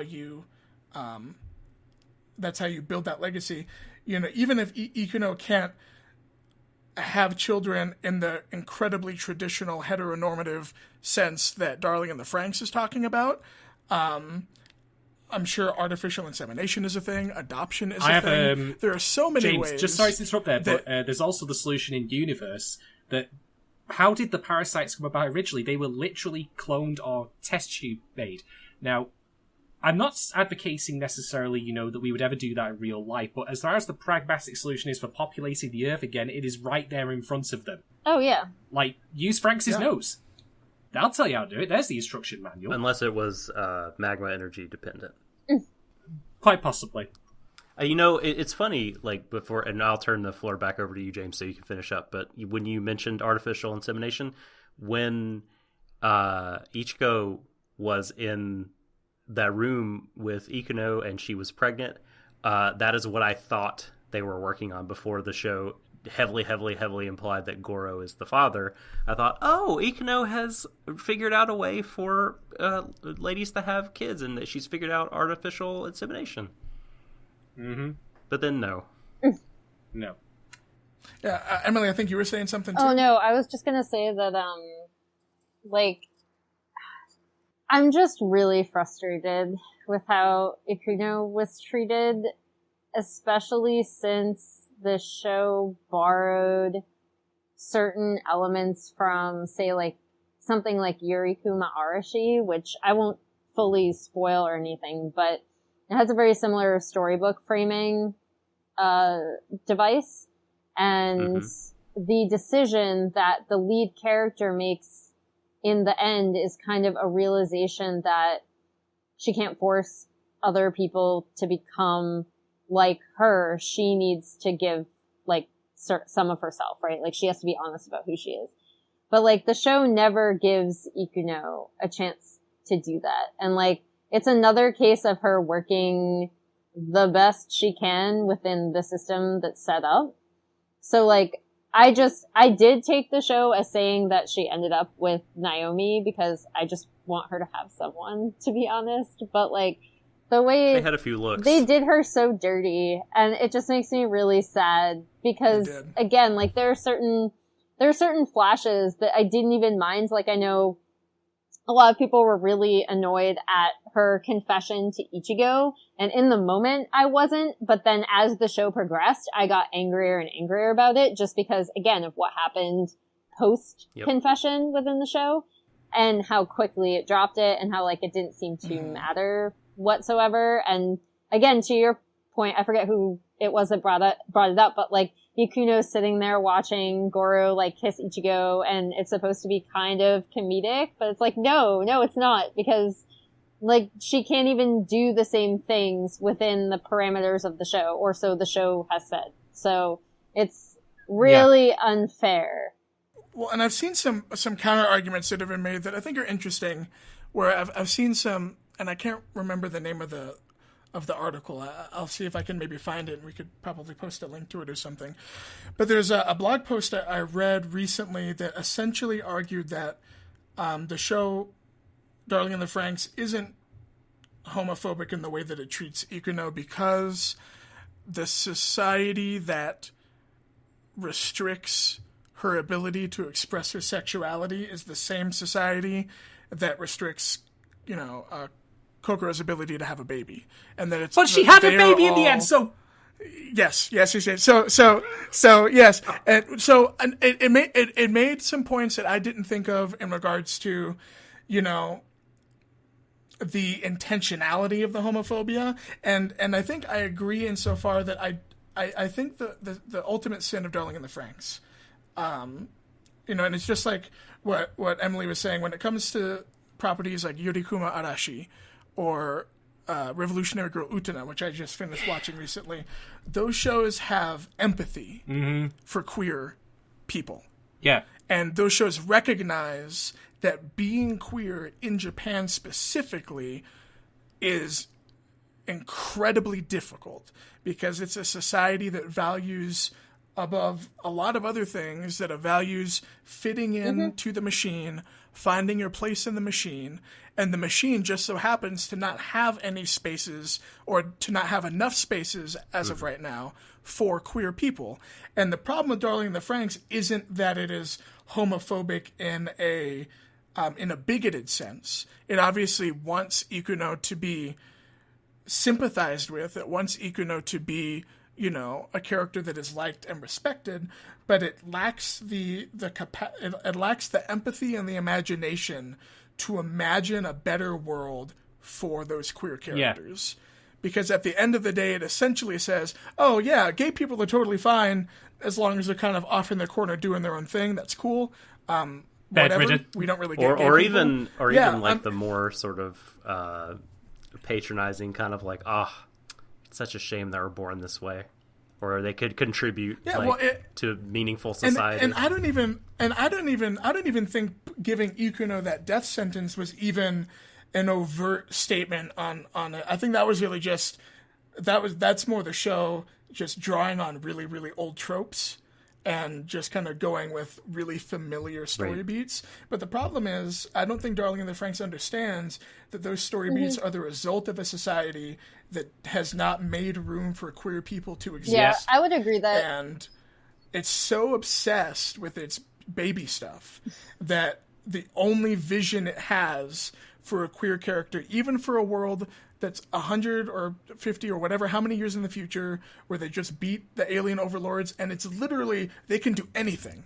They can do absolutely anything with their new society. But as far as what the gay character does, whatever.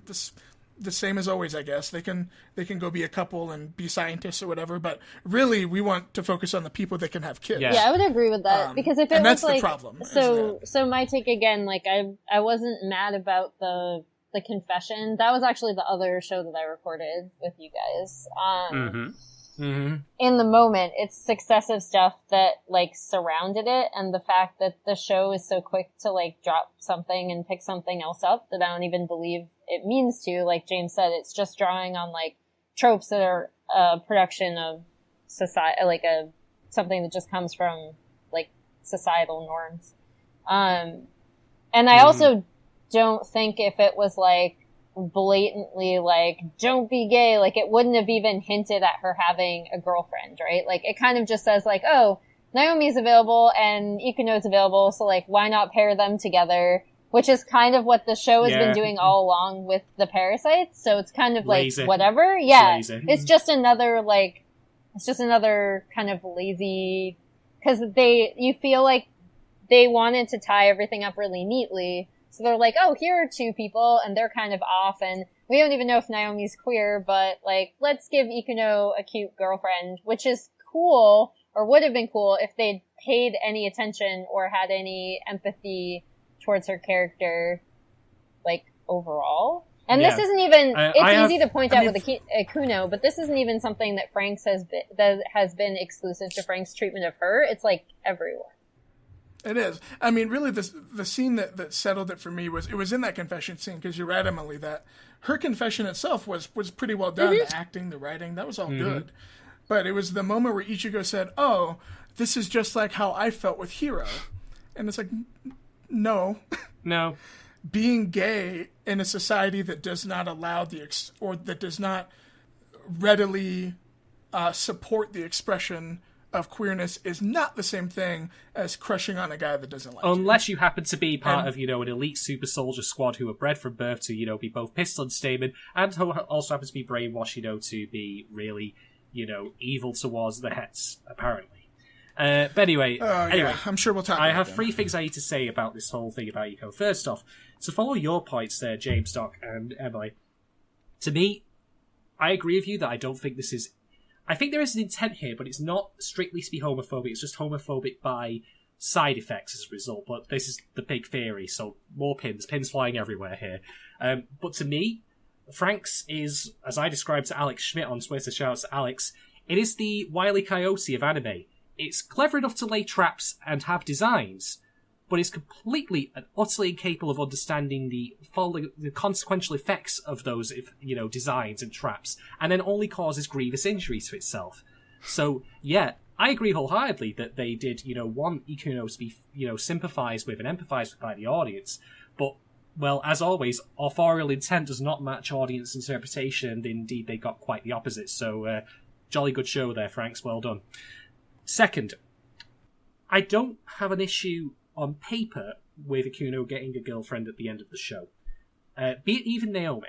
But what I wanted to see, or what should have been seen, so that way it just wasn't like, this happened literally as she was, pissing in a bedpan in her last days. I wanted her to be shown having a life with this relationship. Exactly. Yeah, here's my image, right? Here's how I would have done it. Have Naomi and Ikuno sat leaning on each other, maybe, Ikuno's resting her back of her head on Naomi's chest or something like that, or they're leaning side by side under a tree, reading. Reading is the one thing she has done throughout the show, apart from, of course, confessing that she's a lesbian. So finish the note of the show on that she's reading with someone she can, be intimate with. Show her living the relationship, not, breathing her last in IV drips and shit. Jesus fucking Christ! Okay. And then, lastly, so Ikuno's solution is, as I've discussed, a bit shit in terms of the fact that it doesn't do anything for her. And the thing is, they could have come up with so many other things that she could have had to do for the final part of this, show. They could have, for example, I suggested, have her design a new super crop. And if you think that sounds crazy, Quan is literally the result of that from the late 80s.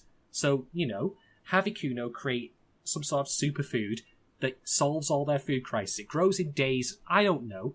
Or, alternatively, as another in-universe appropriation of what they've already established, you might recall in Zorome's focused episode that they had the medical machines that only work with pets. So, how about having Ikuno get hold of one of those and learn to reprogram it so it can provide medical assistance for people? Because Lord knows none of them are fucking doctors. So if they could have a step up with that to give them proper medical care, that's something. It didn't need to be this particular solution, especially given how utterly unexplained the whole early aging process was. I mean, never mind the mechanics of it, it was never even explained why they did it. Are you telling me just so that way that they could keep the kids under control, or because they had to have a certain lifespan before they ran out being useless? You remain... The key thing to having kids is that they were they were fertile. But you're fertile until you're in the menopause age when you're 50, so I don't get it. What the fuck was the point of any of this? Well, but Shadon, you don't understand. They didn't have time for that because they really needed the episode where the boys and the girls split the house in half because boys and girls are so weird. So, unfortunately, the show just couldn't... There wasn't enough room, man. There wasn't enough room. I'm really glad that all of you raised all the points that you did about it, because as I was kind of watching how her life ended, I was thinking, I was making my own evaluations of it according to my own kind of worldview, and I was thinking, well, oh, good, she seems to have found some happiness. She has a girlfriend. She has a life pursuit, doing this research. She's not been killed. But since you all were talking about it, I had to recalibrate and think, okay, so what are the show's kind of standards? What does the show think is important for you to do as a human being? And according to those standards, she did not live as good of a life, as the rest of them, and her life pursuit ended up being something to further support the norms that the show's established. And so, based on all that stuff, it is pretty disappointing in a lot of ways. Yeah. I will just throw in a statement here to say that I'm not discrediting what she actually did diegetically as being important. I think that is fair for her to have done in the context of the show and the events. And at the same time, though, I think to myself that given how thinly the early aging thing was established and sketched throughout the show's run, they could have dropped it entirely.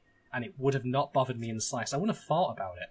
So, that all being said, I will again make a statement similar to what I said at the very beginning of this cast, which is that if you yourself, the listener, thought that, Ikuno's relationship and where she ended up and her life was fine, I'm not going to disagree with you. I'm not going to say that you're wrong.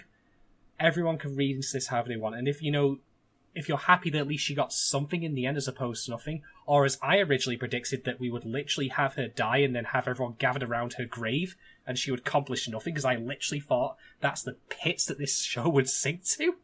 Like, if you're happy with that, that's great. I'm glad for you. I'm not going to tell you differently, and I'm not going to tell you you're wrong. So, with all that done, let us get to the closing moments of episode 24, the final minutes. Oh, by the way, Futoshi, being on brand, is a baker in this modern era. Fuck's sake. All that bread. All that bread. Yeah. From bread he was born, and to bread he shall return. Yeah, Futoshi also has a token wife/girlfriend who we've never met and don't even know the name of.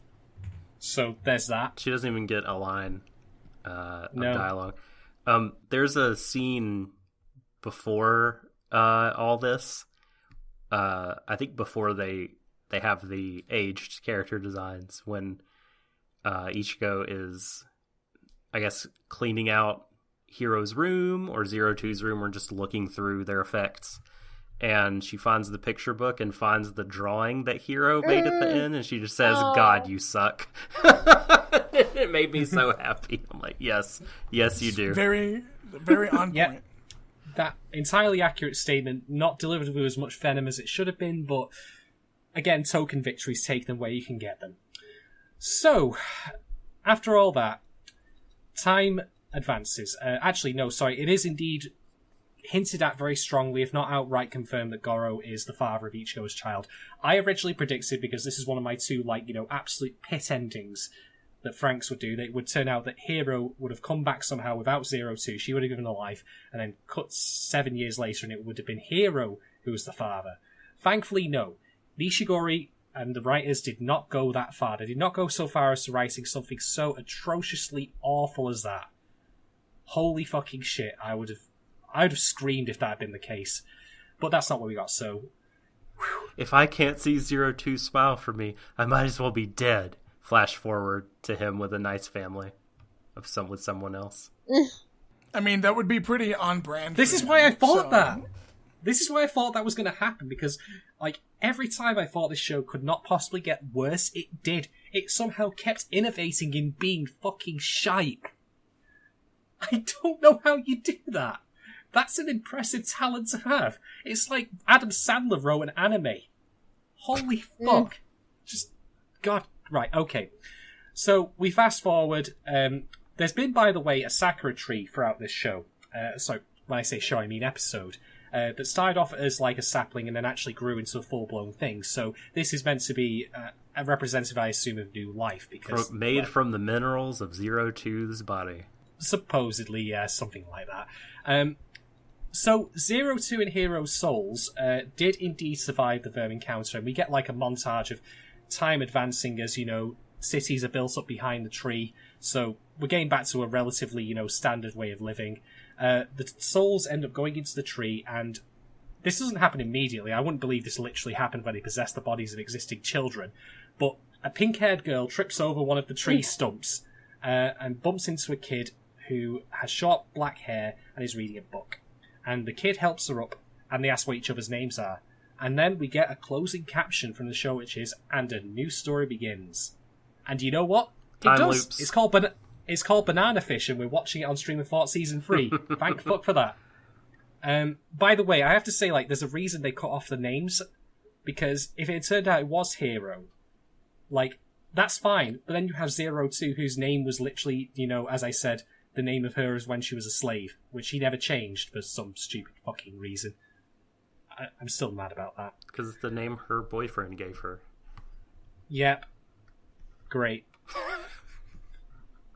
Yeah, you could read the enthusiasm just Her boyfriend Yeah, and very also poor. her torturer, whom she thanked at one point. I mean, in the show. would it have been worse if they called her Oni, like everyone kind of expected to happen? But didn't. I mean, that'd be kind of weird because it'd be like, "Hey, Dean, Yeah. how are you doing?" Like, I don't know. I mean, Phantom got this right. I don't know how relative to this. Can't believe you're saying this. Because at least Ayn got a new name, Erin, and one lesser removed. But at least it was a new name. So I can't believe that Franxx is literally worse than a B-Train production, at least in some respects. Who'd have fucking thought? But I'm not wrong, am I, Doc? No. Exactly. And so, ladies, gentlemen, others, that's it. That's Darling in the Franxx 24 and the show as a whole concluded. May it never ever return to haunt, the halls of Crunchyroll or other streaming services. Ever. Ever, ever, ever. Nope, no thank you. When you beat the new Kill la Kill game, at the end, it's gonna have a teaser trailer for Darling in the Franxx 2. Well, I know what I'm not buying for Christmas then. So, okay, before we actually get into broad thoughts on the series itself, we'll of course rate this episode out of 5. So, Emily, would you like to go first and tell us what you thought about this episode on its own? So I couldn't Rating out of 5. get mad at this episode because again, I found so many parts of it unintentionally hilarious. But then thinking back on it, I'm like, how many actual parts of it did I remember? Which is not much. I remembered very little individually. of it, and I watched it. So I give it, I'm gonna give it 2 broken mirrors out of 5. Excellent. Excellent. Good. James, what about you? How would you rate this episode out of 5? yeah, just like Emily said. I mean, it's forgettable.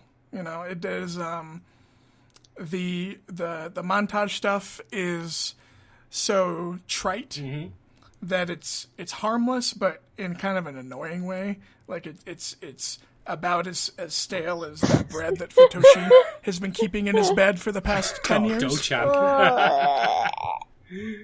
So I'm also gonna give it 2 sick handlebar mustaches out of 5. Nice. I have to. Because I have to apologise to everyone because I feel bad now for having come up with the Do-chan joke.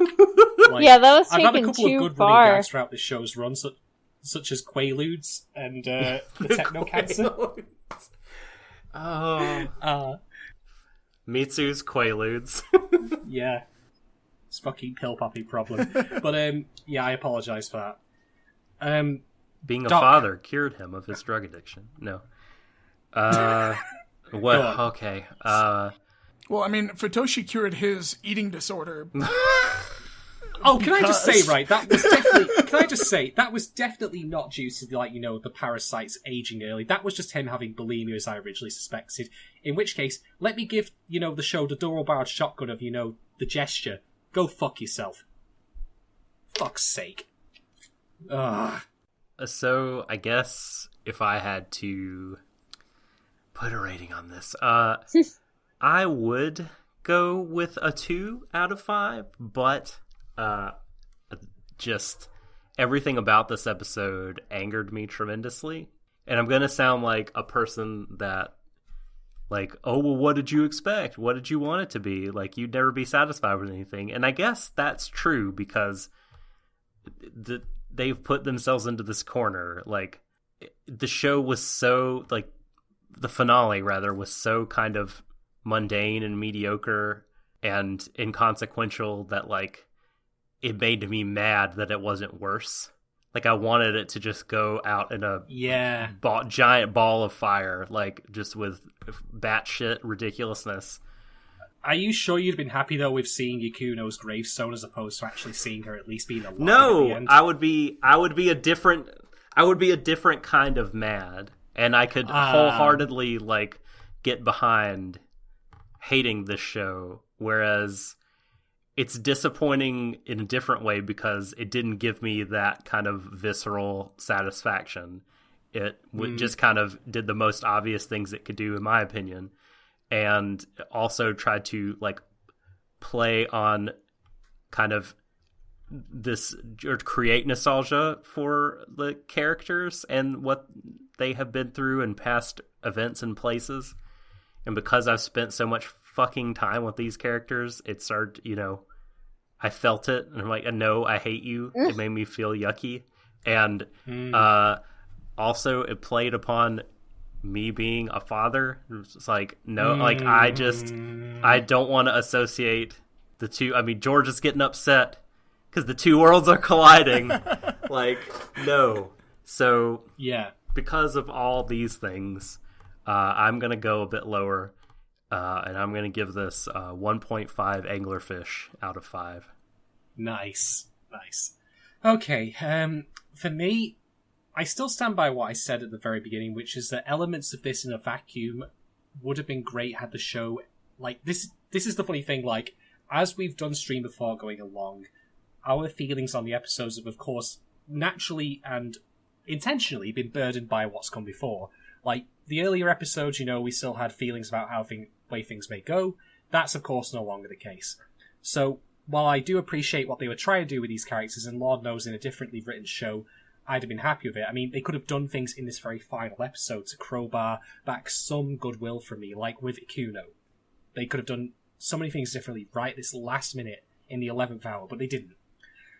So, for me, in the end, I'm going to award episode 24 of Darling in the Franxx 1.75 anglerfish-shaped pieces of bread.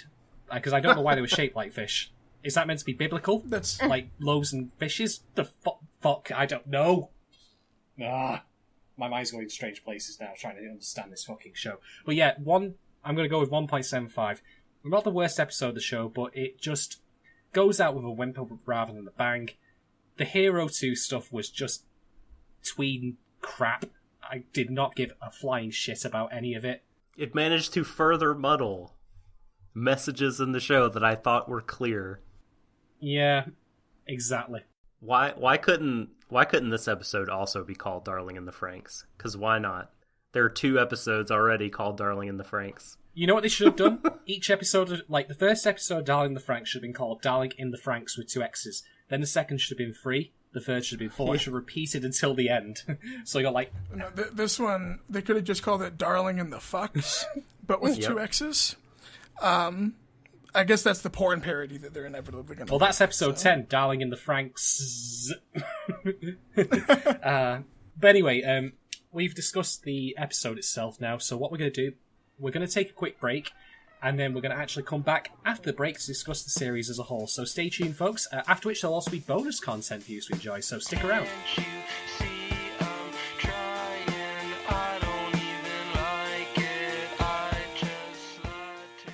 And now, ladies, gentlemen, and MBs, I present to you Jim Downey's review of Darling in the Franxx. What you just said is one of the most insanely idiotic things I have ever heard. At no point in your rambling, incoherent response were you even close to anything that could be considered a rational thought. Everyone in this room is now dumber for having listened to it. I award you no points, and may God have mercy on your soul. Warui Deshou. Hello, ladies, gentlemen, and MBs. Welcome back to Stream of Thought here at Warui Deshou. We're back to discuss the entirety of Darling in the Franxx, give our broad perspectives on the show overall, and then we're just going to, let it frister off into the distance to the land of, irrelevance where it belongs. I mean, my box of shits is empty at this point. I can afford to give no more, so there we go. So, who would like to go first on discussing broad ideas about the show and what they thought of it? I mean, I can go first, just because I think you guys came up with a pretty apt description when you were talking about the way that the show treats cloning, in that, like, you were joking that you didn't think that Franxx actually understood how cloning worked, because it ended up being, like, a diluted, like, photocopy of a photocopy of a photocopy with, from the Sarah Kerrigan to 02 to the 9s. And that's kind of how I see this entire show. It was made... Gunbuster to die No, buster that's to the this. thing, though. It was made by people who obviously, like, do love anime and have watched a lot of it and have produced those anime themselves. And everything in this show seemed like it had a reference point elsewhere, not just with the mythology and the floral references and all that stuff, but just in general what it took from other shows, other anime shows.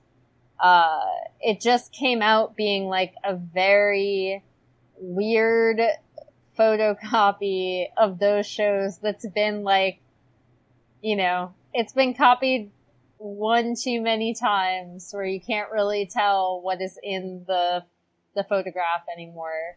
That's kind of how how I saw this show, just because like a lot of the reference points, even things that Nishigori himself has worked on, it felt like he didn't really understand what made those so emotionally impactful, right? Or what made those things so emotionally resonant with viewers. And I think maybe that is another indicator of the troubled production that they had, and just in terms of maybe there was infighting behind the scenes. It sounds like there was, from stuff that's kind of trickling out now, in terms of how people wanted to, what they wanted to do with the narrative at all.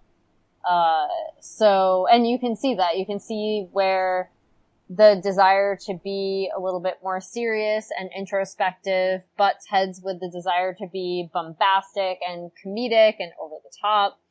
And when you put those two things together, if you are putting them together, it's not impossible to have a show with both, but it requires a very deft hand to switch between like a moment of stillness and contemplation to a moment of bombast. And no one working on this show had that deft touch in order to make it more cooks in the kitchen this time. It's just sad. Yeah, I would argue they did that with Kill la Kill though, which is all the more surprising. Oh no, yeah, I absolutely love Kill la Kill. It's not something that Nishigori worked on unless he did animation for it. That's true.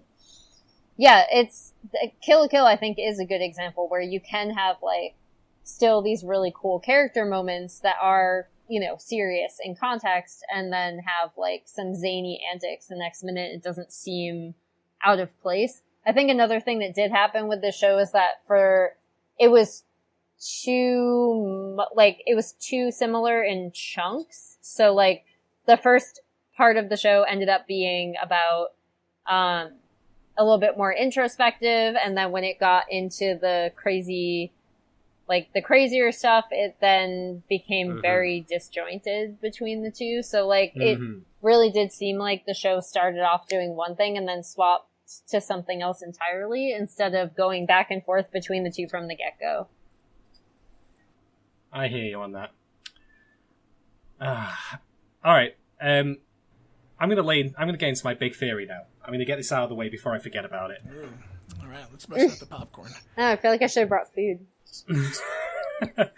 So, I'm going to discuss this in two parts, because I need to firstly shore up the idea I pitched way back in episode 17, which has had some confirmation, which is that Franxx's perspective is that children are the future, and every other future is irrelevant. Now the show's complete, I actually have had to think back to various scenes throughout the show's run that I think support this, but they also then tie into my second point, which I'll reveal now, is that I think that Franxx also takes a very disdainful look, generally speaking, towards the idea of sedentary lifestyles and pleasure. It's more interested in a life, or sees more virtue in a life that is one of hard work, dirt farming being one of the main things in that, and also starting fresh. So, hear me out on this. This is going to take a bit, but I'm going to go for it bit by bit. First off, I'm going to very quickly restate that, yes, there were the camera angles, like things with Kokoro's our discussion, like, you know, about Kids of the Future, the stuff I've discussed previously on stream before. But then I thought back to myself, wait a minute, there are other ways that the camera, or that the narrative, or the subtext is shown that well, okay, let me start fresh on this by saying that sex is, like, as a concept, like, sex is a thing. Like, you have sex for two reasons. One, because you want a kid, or two, because it's fucking awesome. Because you enjoy having sex, it's pleasurable activity. So, you might recall that 02 is sterile. She can't have children. But she has at least, had a darling in her Franxx at some point during her life. That's been proven by how she's reacted, how she talks about it.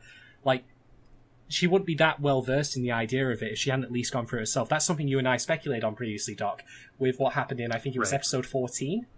Or it might have been 13 even. It was around that time when she does try to, do it with Hero, and he, declines. So, I thought back to that scene and I realised, first off, think of the way that 02 is framed in this. Like, this is the point when she's at her most quote-unquote demonic. She says, make me a human being. Sleep with me and make me human. Now, from her perspective, she can't, of course, be sleeping with Hero to have a kid. So it must be for the pleasure aspect. But the way that that scene was framed and shot and the way that Hero reacted, the pleasure element was treated as something that was heinous and something awful. Now, I will confess that there is the context, of course, that she's not doing this necessarily for the right reasons with Hero. But at the same time, it was the show, as far as I'm concerned, at that point said that, okay, sex as a pleasurable activity in of itself is of no benefit to anyone. It's a bad thing. Look at this character here who's trying to tempt our hero into sleeping with her. And she looks positively demonic. She's got the horns out, like it's a temptation into sin, quite literally. I mean, she is Oni after all, she's a demon. Now, if you think that's just an isolated incident, let me then talk about MechSure and Kokoro. Now, let me get this right out of the gate right now. I have no interest in ever seeing a version of Darling in the Franxx in which we actually do see them fuck. No way. Not as far as I live and breathe. Not while there's a hole in my ass. Are you sure? Not even... Yes. Zorome is just like hiding in the closet, just like desperately. Zorome will be the one with the night vision goggles. You know that full well. I'm not even interested necessarily in, like those old romance cliches of, like, the woman grasping on the bed sheets really tightly as, the axe climaxes, blah-de-blah-de-blah, that usual shit. But what you never hear MechSure and Kokoro ever talk about is the actual axe itself and the pleasure there that comes from it. They don't, there isn't like a post-coital moment in which they look at each other and say that was incredible or anything like that. None of it. It cuts literally from the moment before they do it to the moment after. And that's it. We never see sex as a pleasurable act ever treated, with anything other than disdain. 9 Alpha, his perspective is that, it's a disgusting thing. So, from those points, in addition to what I've said before, this just reinforces to me the idea of Franxx being about, kids of the future, and any means thereof of getting to it, like the actual act of enjoying, sex, is at best something that is irrelevant, and at worst something that is utterly reprehensible. Because that also factors into how the show treats Ikuno. If Ikuno was ever to, have sex, it wouldn't be for the act of reproduction, it would be the act of pleasure. But, that never happens. It never even entertains the idea of her doing that. So that's the evidence that I would present so far, and to shore up my idea of, kids of the future, and all of the means or all of the reasons for having sex in the first place are irrelevant or disgusting or a mixture thereof. Before I continue, do you feel I'm off base on making that assertion given the scenes I pointed out there? And the way that, they choose to admit certain things or not include certain details? Yeah, yes. I've never thought about it that way. I don't have any disagreement with, like, I can totally any of the see what you're getting at. Pieces of evidence that you're pointing to and what you're saying that they mean. I think the only disagreement I would have with your assertion is that Franxx that this speaks to Franxx's like aboutness, because I just feel like it was about something for a few episodes and then it became about something else, and there's just to say the entire show is meant to like culminate in a certain message, for me, in my opinion, like it that's a hard pill to swallow. I can't wrap my arms around everything that it's trying to everything that happened and say like, okay, here's the one true sort of message or the through line. Yeah. I think that's the right, through, because like, yeah, I mean, I just, if you were to say to me, like, this is what the last third of it was about, like the final 8 episodes, like, sure, like, yes. But I just, you know, the first part of the show, like, they don't kind of build to that, or you know, it's not like, I mean, this is interesting and everything, but what is it paying off from the beginning? Mm-hmm. I'm going to just say right ahead of anything else is that I don't think this theory is bulletproof. I'm just pitching out there as an interesting point of discussion, because in a weird kind of like, you know, decoding the Rosetta Stone way, this all just kind of came crystal to me.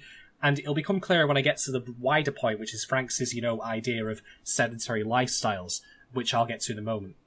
James, do you have any thoughts on what I've said thus far?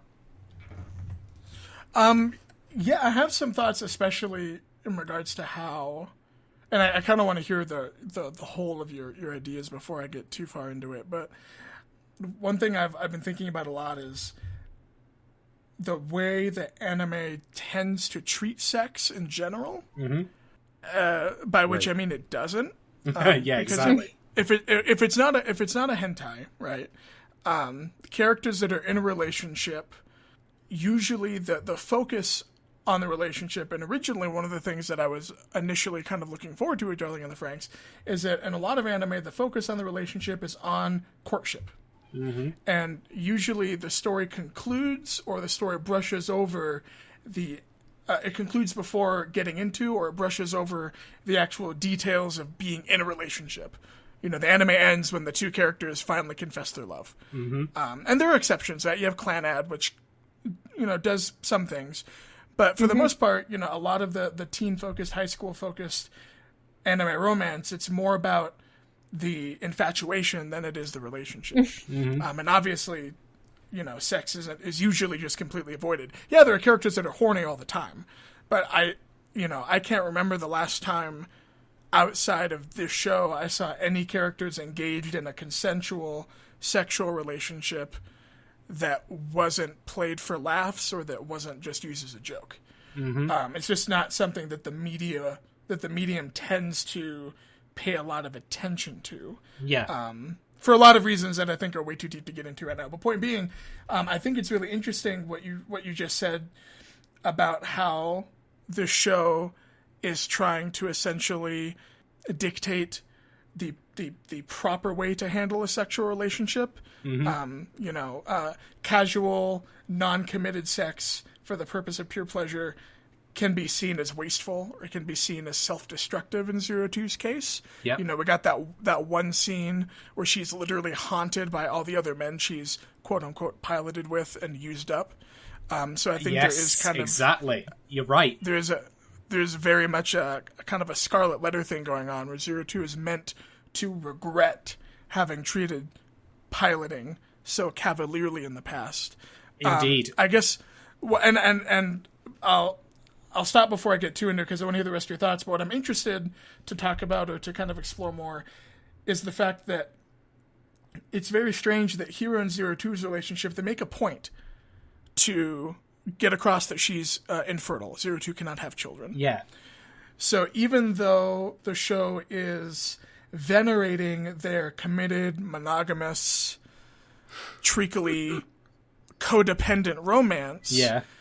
it's odd to me that for a show that is so about making children the focal point for building up future generations, that's what you do.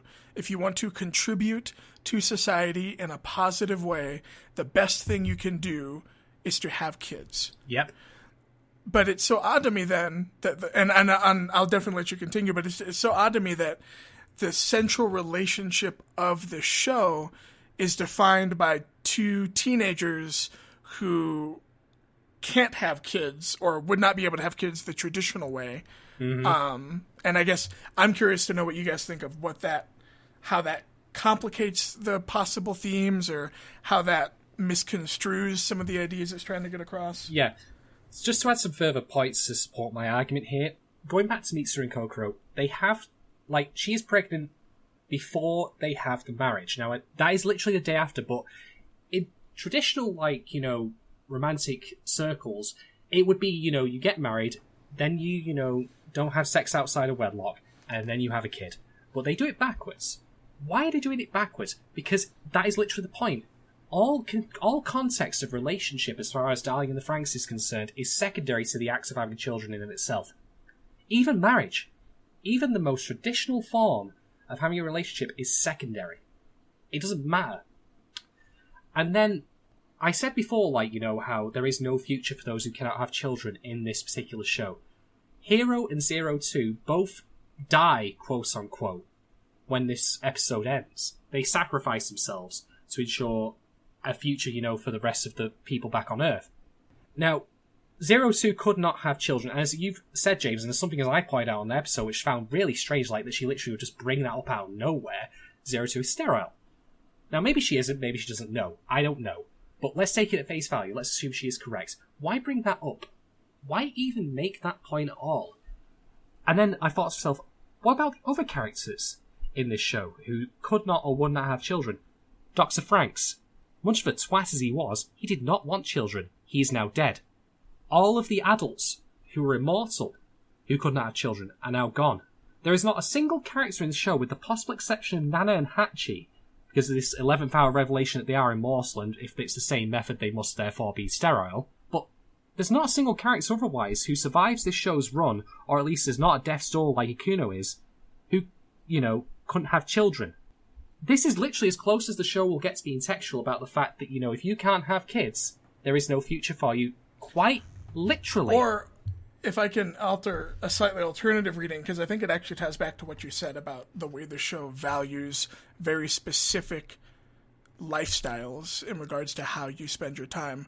Maybe it's less there is no future for you, but it's more, if you're not having kids, then you need to commit yourself to supporting the society wherein the people that are having kids can thrive. Yeah. So if you're not going to have kids, then you might as well commit your life to science, or commit your life to the military, or you might as well be doing something that supports the people that have kids. Yeah. Or Ikuno, or, you know, yeah. This is why I'm of the opinion, and I'm going to say as well, like, as a cishet man, I don't mean to disparage people who do find Franxx incredibly homophobic. Like, if you think it's homophobic, I agree with you wholeheartedly. I think your reading is entirely valid. But speaking from my perspective, I don't think it is deliberately homophobic. I think that it's homophobic by accident, by the sin of hubris, as a result of this, because it also similarly punishes heterosexual couples such as Hero and Zero Two. Like, it takes Hero down with her. Like, he could have kids, but his chosen partner, the one he is wedlocked to for life, cannot. So he must go with her, because he will not be productive later on. Am I wrong? I'm not, am I?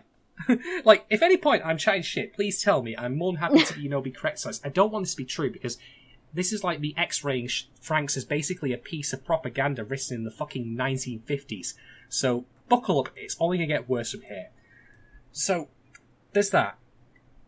And now I suppose I should talk about the second element, which is the idea of pleasure and sedentary lifestyles. And I'm going to make a statement here that explains, or at least to me explains, Verm's presence in the show. Oh yeah, I think this is right. If you say what I think you're going to say.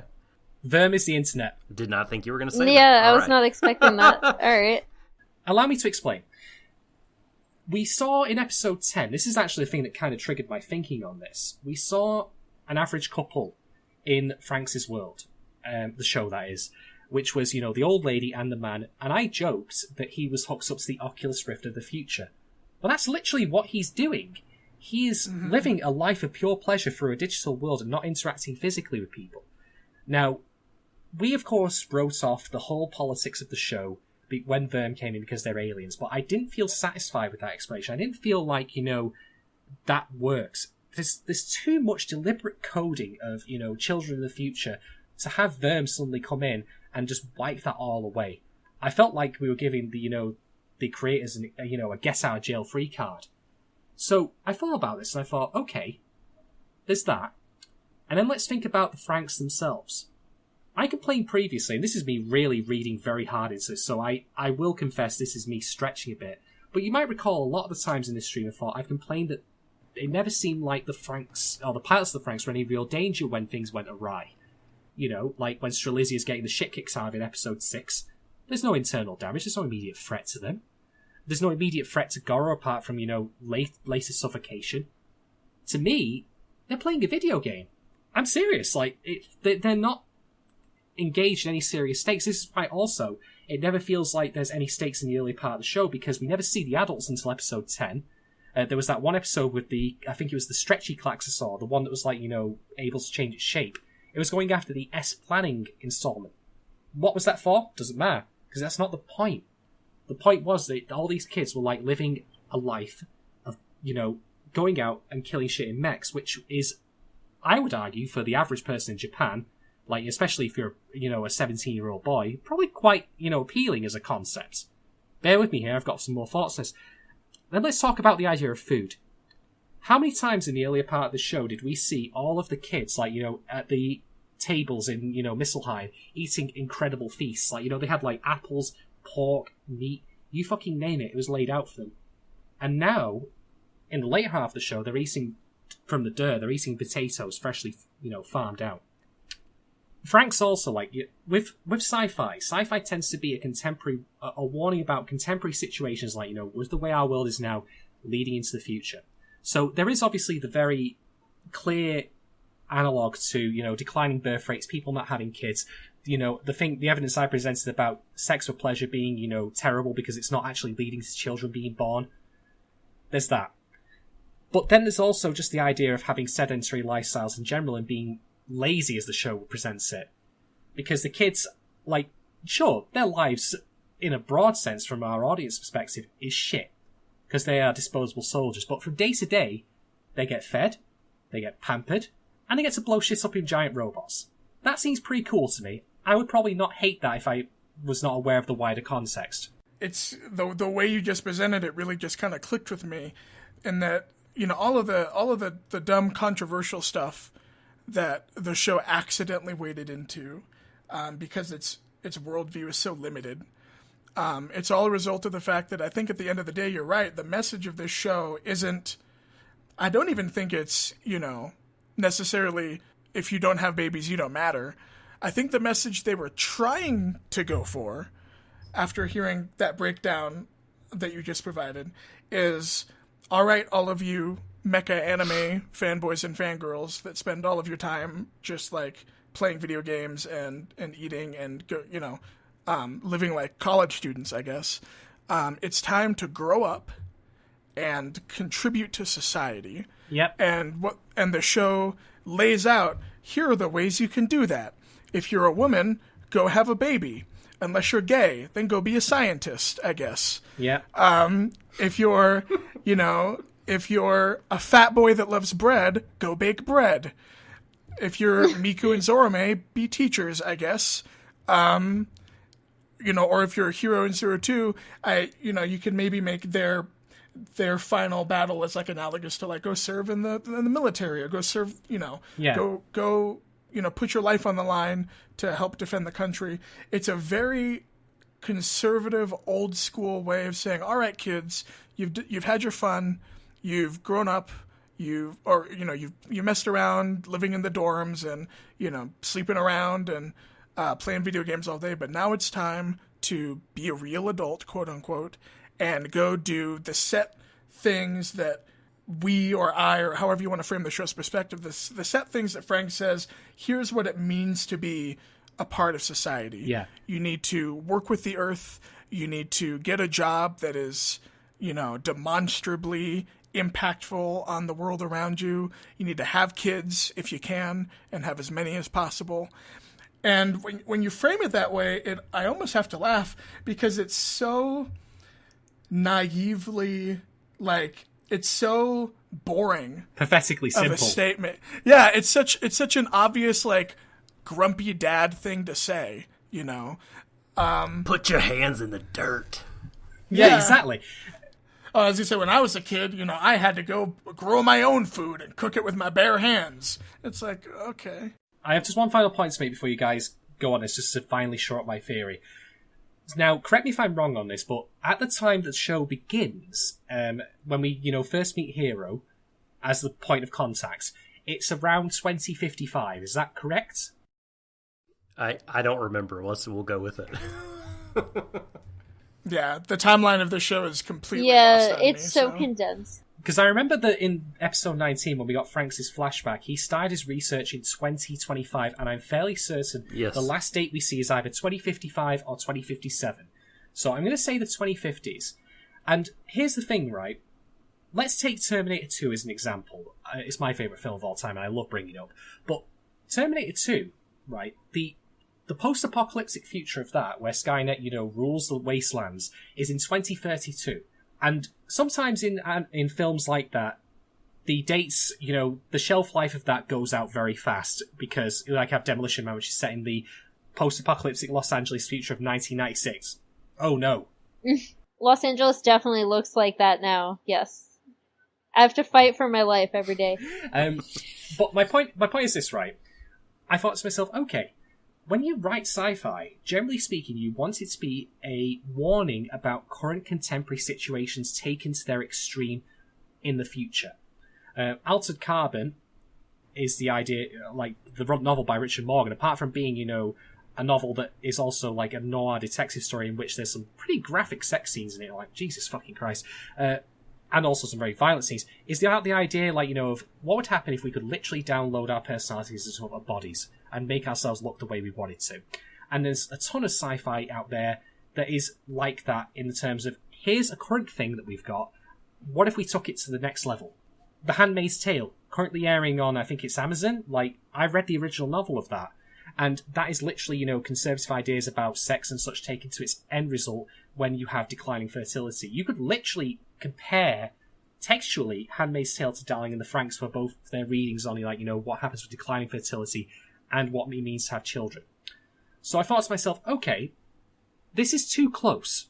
I complained previously that Franxx needs to be set of like 2255 for it to make more sense. But if you assume that the writers are not complete idiots and instead have a more sinister agenda, which is a bit of a leap, I will admit, why is it that far away? That close, rather, I mean to say. And it hit me. The target audience for this particular show will be, I'd say, 17-year-old boys as of this time of recording, which is 2018. Does that seem like a reasonable guess? Yeah, like 15 to 17, mid-teenage, young. How old will these kids be in 2055? They will be in their 50s to 60s.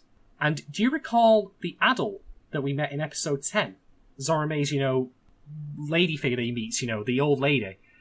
That lady is meant to reflect the people who are watching this show right now as a warning to what they will become. I'm dead fucking serious with that statement. No, absolutely. I definitely think that the whole point of painting that dystopic society of, VR addicted, ageless, passionless people was definitely to go, this is what happens when this society, takes this obsession with technology and with perpetuating their youth and with refusing to have to grow up and experience hardship. This is what happens when that gets taken to its extreme. Yeah, that is literally the sci-fi element of it. Here's a thing right now, what if we took it to its next level? Because they won't have kids, they can't have kids, they're sterile, they're uninterested in their partners, and they spend all their time in the future Oculus Rift, probably, fucking, like, I've seen that Anime Expo video, I know what that's about. Literally, it could not have come a better/worse time. So, that's my grand theory of this. Franxx is advocating for a return to basics, a start fresh, literally through its apocalypse, which is, get back to the fucking dirt, build from scratch, have children, wipe the slate clean. Hero Durden. Exactly. I will say one final thing on this, though, and I'm going to... is that, if that is the case, and I admit this is a lot of reading onto this is a real stretch, and I'm not going to pretend this is bulletproof, ironcast, or even necessarily true, or what the authors intended. If that is all the case, it completely ignores the real-day context of why things are the way they are. I mentioned previously that why are people not having children? Because it's too expensive. And let me tell you right now, I complained previously about Kokoro, ignoring the contents of the pregnancy book. Like, did she never say, for example, we don't have nappies, etc., etc.? And yeah, there were apologetic arguments that waved that away. But this is the thing about the show. There's so much of this that if you just turned it on its head, you could make that into something interesting that would be contemporary. What if Mitsu and Kokoro sat down and said, we do want to have a kid, but our environment, our world, our society is not built for it. And then they discuss why it's not built for it and how they can change that for the better. Does that sound familiar to, how things are right now? They could have literally, with just the tiniest of tweaks, changed Franxx from a steaming pile of dog shit that is just literally like one of those, millennials are buying too much avocado toast articles as far as anime goes, into something that actually meant something to the very generation it's trying to preach to. Well, you could say that it still does, that you just need a couple revolutionaries like Hero and Zero Two to wipe away the current order and structure, so then to return society back to its roots of goodness. I was just going to say, I think, Shadon, exactly what you were speaking to, the problem with this kind of allegory is, I think, a problem that comes up in a lot of conservative propaganda. And listeners, when I say conservative, I'm not claiming that the people at Trigger or Cloverworks or Nishigori, I'm not saying any of these people are like right-wing Nazis or anything like that. I think the views in the show are much more kind of good old-fashioned family values conservative, not kind of wants to stick with the status quo, wants to go back to the way that things were. So just don't take me out of context here. But I think the problem with a lot of conservative propaganda is because those fears of seismic change, especially societal, structural, in the way that we look at gender identity, sexual identity, the fears that kind of conservative viewpoints have about those changes, whenever I see them reflected in anime or movies or books, it's always the source of that change or the cause of that change is either not addressed, or it is blamed on either a shady secret organization / big government, or it's because of the next generation and their too progressive, too radical, too weird ideas, too lazy, too self-centered. The things that cause those changes in society that conservative propaganda wants to fight against are always someone else's fault, right?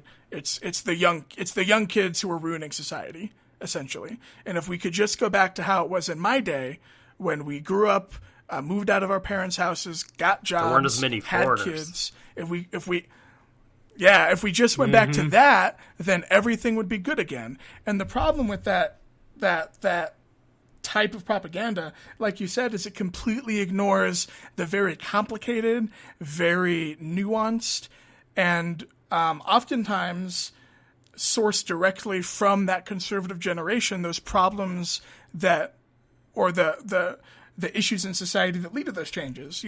It's like how one could very much make the argument that the whole, it's like you said, the whole reason people aren't having kids is because the previous generation fucked the economy up so bad that it's just impossible to have kids. Yep. Or, the older generation that has kind of mandated the way society and James, the way that the workplace...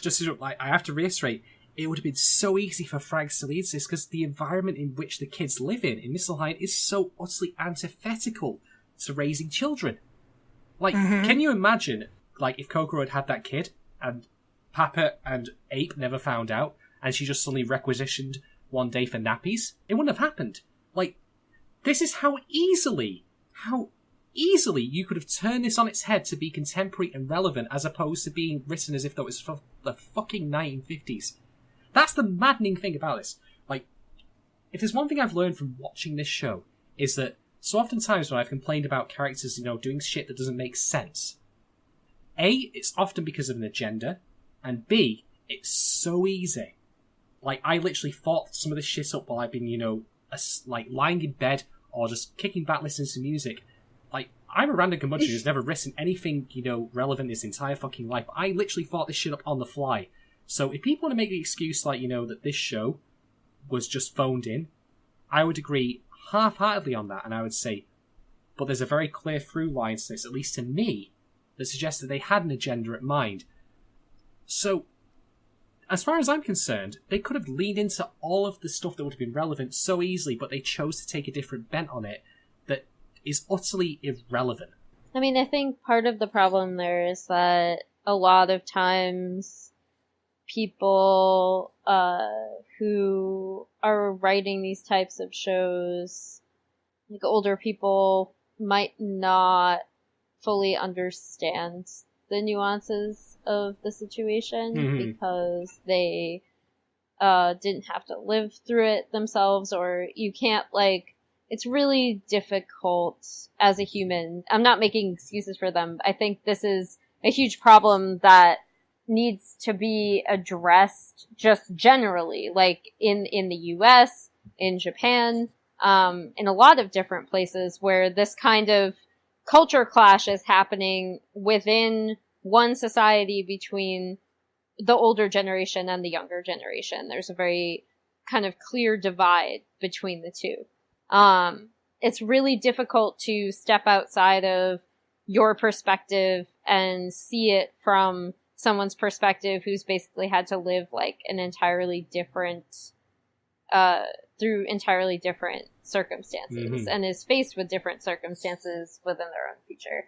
I do think it's interesting if this is the route that the show is taking, that they make an express point repeatedly throughout the alien arc, like, that's tacked on the back end of the show. Nana and Hachi say it, the Verm themselves say it, where they're like, you're choosing the most difficult path, right? That's full of, like, pain and heartache, and you're choosing this life of pain, basically. And that's kind of the extra, like, this isn't gonna be easy, but it's totally gonna be worth it, because this is the right call, and we're not saying that it's gonna be easy. It's gonna be super hard, and you're not really prepared for it, but you're gonna make it. It's gonna be okay. Yeah. That kind of thing is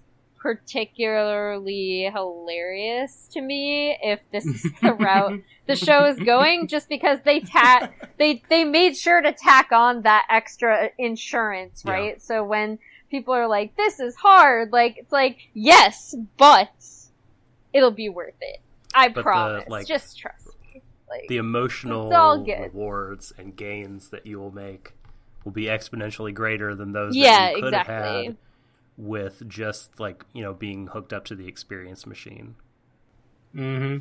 I mean, it's the anime equivalent of when you're at, like, a family gathering, and, you know, being in my mid-20s, I can relate to this kind of personally. It's the equivalent of when you're at, like, a family gathering and some older family member is, like, complaining about how all the young kids have to live at their parents' houses these days, and, you know, I never had to do that when I was a kid. I'm doing that right now. And it's like, well, also, when you were younger, rent didn't cost thousands of dollars a month, and you didn't, you know, need to go $20,000 in debt just to get a degree to work a minimum wage job. Like, it's an anime that's trying to be didactic about how to fix the problems in society, written by people who do not understand the problems of society. I do appreciate how this show is written by old people, and it suggests that the best way to handle, you know, change society is to wipe away the old people. Kind of an own goal there. Nice one, Franxx. Well, maybe not so much the old people, but, like... Well, no, it's like you said, the old people in this show are the lazy liberals that they also get uploaded time... into Verm's, you know, SSD in space. Like, they literally are erased from just existence. The structure that enables all that stuff, I think, is what needs to go according to this show. Yeah. Oh, for sure. It's interesting that the internet is a really cool and interesting kind of... It's interesting to think about that being the catch-all for all the bad things. Yeah, because it's a hive mind. And I also forgot to mention, one of the things I wanted to short my theory with is that, diegetically speaking, like, I understand why the adults, you know, all got loaded to Verm's, you know, SSD in space. But we only saw the one couple who were really old, so I'm going with the assumption they were just super old when they started the immortality treatment. Because by all accounts, like, from what we see of Nana and Hachi, they, like, you know, went 10 years without changing how they looked at all. So it just seems to stop the clock from when you start taking it. So there's nothing stopping the adults, you know, being productive or contributing to this future society post-ape, but they got uploaded. So what's the reason why they got uploaded narratively? Because the old must make the way for the new. It's the opposite of what you said previously. That's how the show starts. The young are consumed by the old, but then the show asserts that the young should push aside the old. Now, from my perspective, like, there are some things that this theory, this reading I've taken, that I do agree with. I think that people should be more active in contributing to society and shaping its, roots and all that. But at the same time, there's nothing wrong with enjoying, a pleasurable lifestyle. There's certainly nothing wrong as far as I'm concerned, with enjoying, casual sex and also just, enjoying a good meal now and then. Like, pleasure is its own reward. There's nothing wrong with that. There's a middle ground between what our life is as real people is right now versus what Franxx is telling us about, which is to end up, farming in the dirt and starting afresh. But it isn't interesting in seeking, the ideal middle ground, as so often is in a lot of shows that have political agendas. So to me, like, people have said that this show is propaganda, and you know what? After thinking about this for so long, after being, half asleep or leaning back listening to music or daydreaming at work, you're right. It is propaganda. And it's bad propaganda. I'm not talking about it being bad in the terms like, this message, but it's just fucking shittily executed. It's shockingly bad. Yep. I have to ask, Doc, like, as someone who's sat with me through all of these streams of thought, like, now that I've laid out my long Rosetta Stone bollocks about this entire thing, what's your feeling on it? Can I just pretend it's about something else? Okay, yes. I will. No, I think you raise a lot of interesting points, and in your reading, now that I'm thinking on it, it does connect a lot of what I thought were kind of incongruous points of emphasis and arcs and stuff in the show.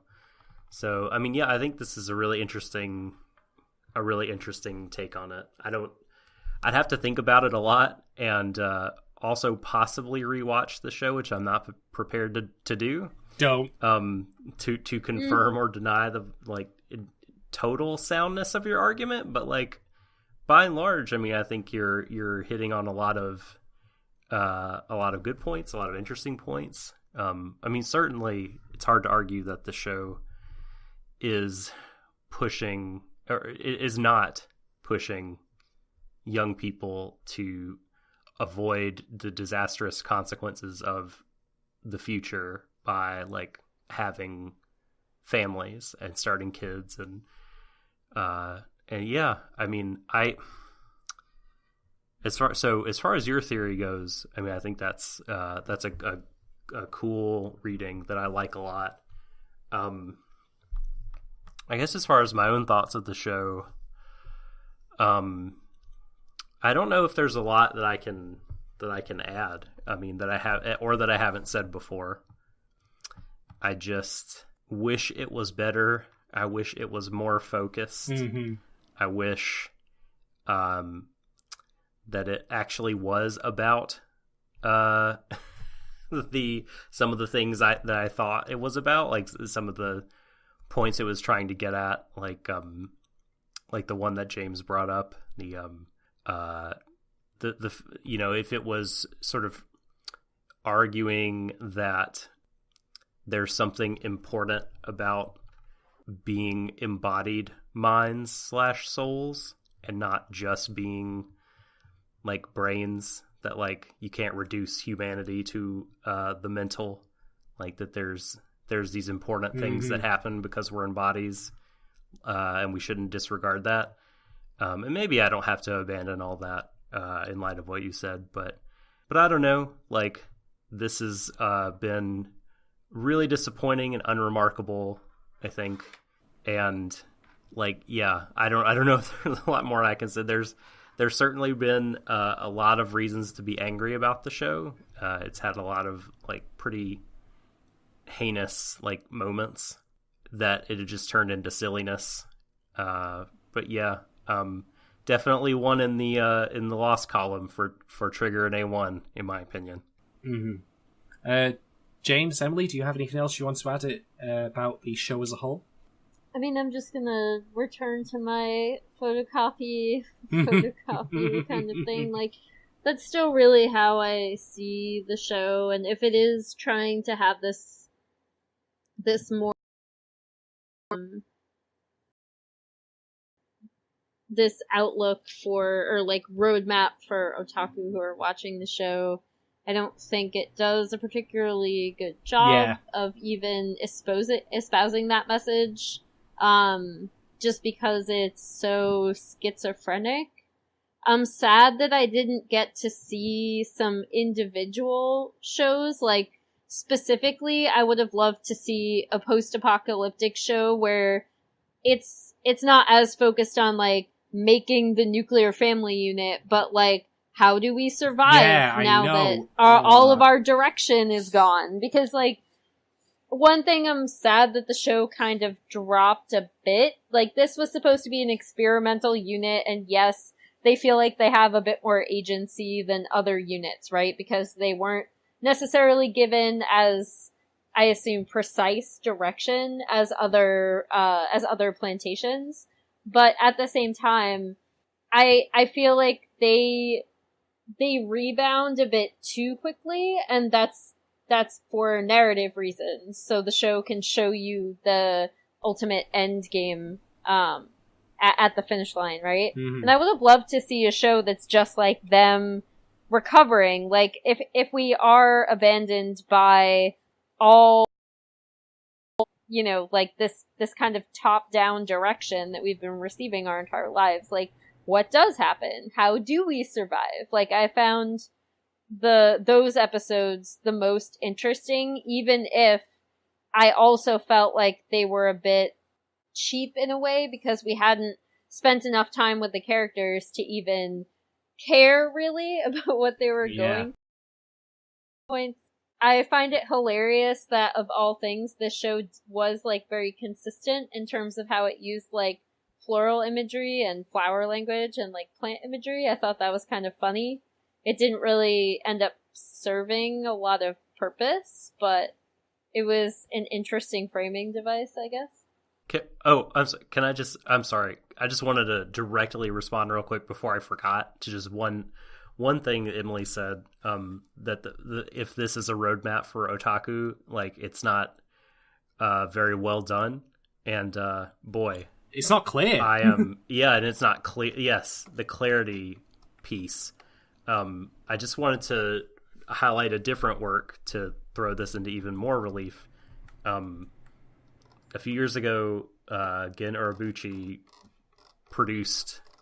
wrote a shorter robot show. I think it's only like 12 episodes, Gargantua on the Verdurous Planet, that is also very didactic and also aimed at people that are coming out of university and how they should prepare for life as an adult.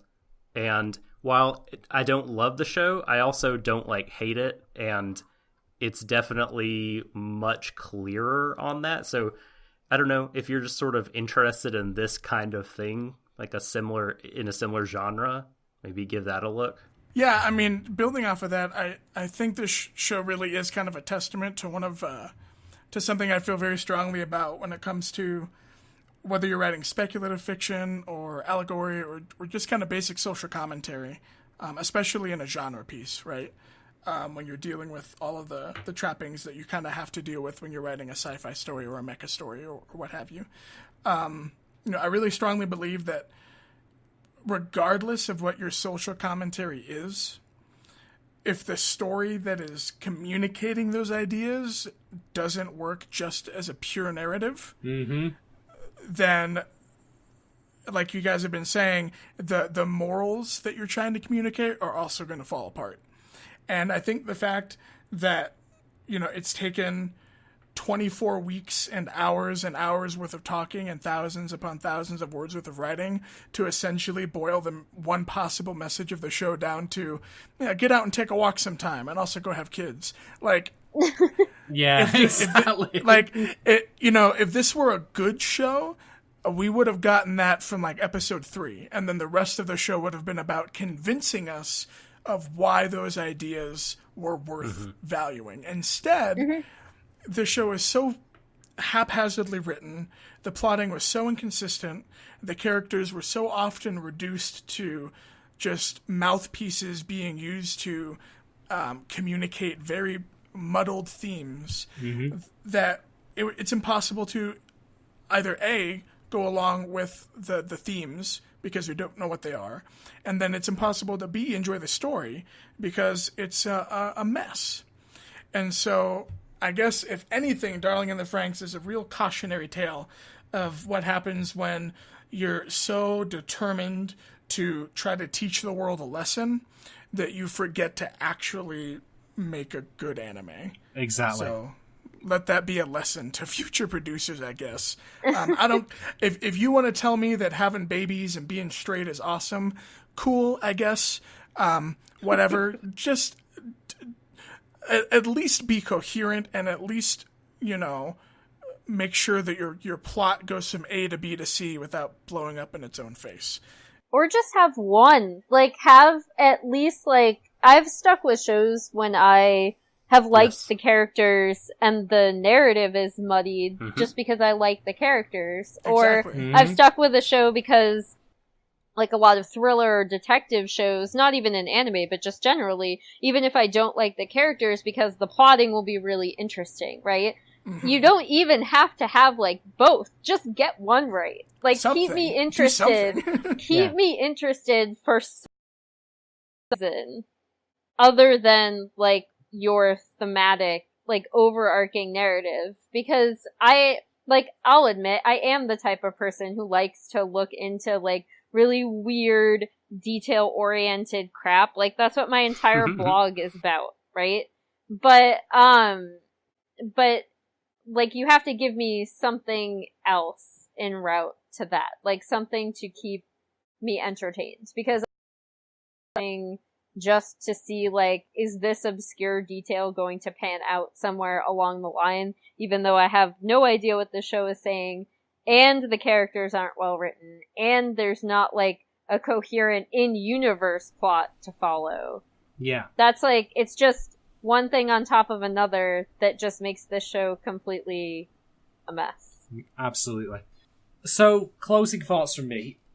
First off, I'm going to reiterate something I've said previously, but I feel it's worth repeating. For me, Franxx is a failure of script. Now, I place immense emphasis and immense weight on the scripting of anything, be it anime, be it a book, be it a Hollywood movie, you name it. Because it's the cheapest thing to do, and it's the foundation from which everything is built. This show, from start to finish, I have seen people work against what has been given to them to make something good of it. The director, Noriko Sakawa, who I praise so many times and who I still owe 3 pints whenever that may happen, probably never. That's a legitimate offer, by the way. I'm not taking the piss out. I will do it. But the point being is that there are so many great people working on this show in service of absolutely fuck all. Well, okay, that's not necessarily true because, of course, I did come up with my theory, but I'm also going to say, regardless of that theory, I don't presume enough intelligence on the part of the writers to try and see that in there, because if that's the case, it took 24 episodes and a lot of daydreaming for me to come up with this. And I'm not presuming that people are stupider than me. I'm saying that if they wanted to make a deliberate show about, the need to procreate, and why Japan, in particular, why their birth rate is declining, there's a show that already exists, and I can't believe I mentioned it. It's called Shinameta. Again, am I wrong, though? Am I wrong? Oh, I remember that show. Am I These wrong, cookies though? are made with love. But here's the thing, right? Is that what the kids are calling it these days? Yeah, apparently. But here's my point with Shinameso, mini review incoming, of course. That show at least, for one, didn't pussyfoot around the ideas that it was trying to get across, which was, that sex is repressed. It was very blatant, overly blatant even. And it at least, suggested that there were ways in which, pleasure as sex as pleasure was good. It wasn't strictly about having children. It was a comprehensive look at it while also being a show that, indulged in some ridiculous fucking puerile comedy. And yes, I'll even defend the attempted rape scene in it. Now, bear with me, don't tune out just yet. I'll defend that attempted rape scene of the lead female on the lead male because of the fact that she doesn't know the context in which how to conduct herself, with sexual matters. Like, she doesn't know what consent is. So it's teaching by, admittedly a very crass and probably inappropriate joke that consent is important. So this show, in which one of the other lead female characters literally makes a dildo out of gelatin. I'm dead serious. That literally happens. Anime has only gone. She makes anime a has dildo. only Oh, no, gone I've downhill seen from it. there. The gelatin dildo, the peak. Yeah, that. Oh, it peaks. It peaks, and then there was the dildo. Sorry, that was a terrible pun. But even that show has done better than Darling in the Franxx has. And I just then think to myself, like, it could have been so many different things, this show. It could have been just a simple, silly, bombastic show about, robots fighting. That's all we needed. And then it made itself about something more and failed miserably. And I feel bad for all the people working on this. Like, this show, like, going through the stream of thought on this, we've had so many things happen while it's been going along, like the gatekeeping shit, with Kim Kardashian. We've had the shit about the staff being harassed about how it went with Ichigo's character in episode 14. James, you yourself have been on the receiving end of some right fucking brain trusts recently. Yeah. This show has been ugly to comprehend in a lot of respects. It's brought out the worst in a lot of people. And also, it just feels like it's been cursed from the start. Like, okay, the script was shit. I'm not going to, excuse Nishigori's bad writing on this. But being moved by Aniplex from, the winter to the spring season. And vice then versa. Umehara-san, who voiced Goro. Yeah, oh, sorry, wrong way, yeah. My apologies. And then Umehara-san, who voiced Goro, falling ill with autoimmune disease. A lot of the times it felt like the show was working, against, like, fate was against it.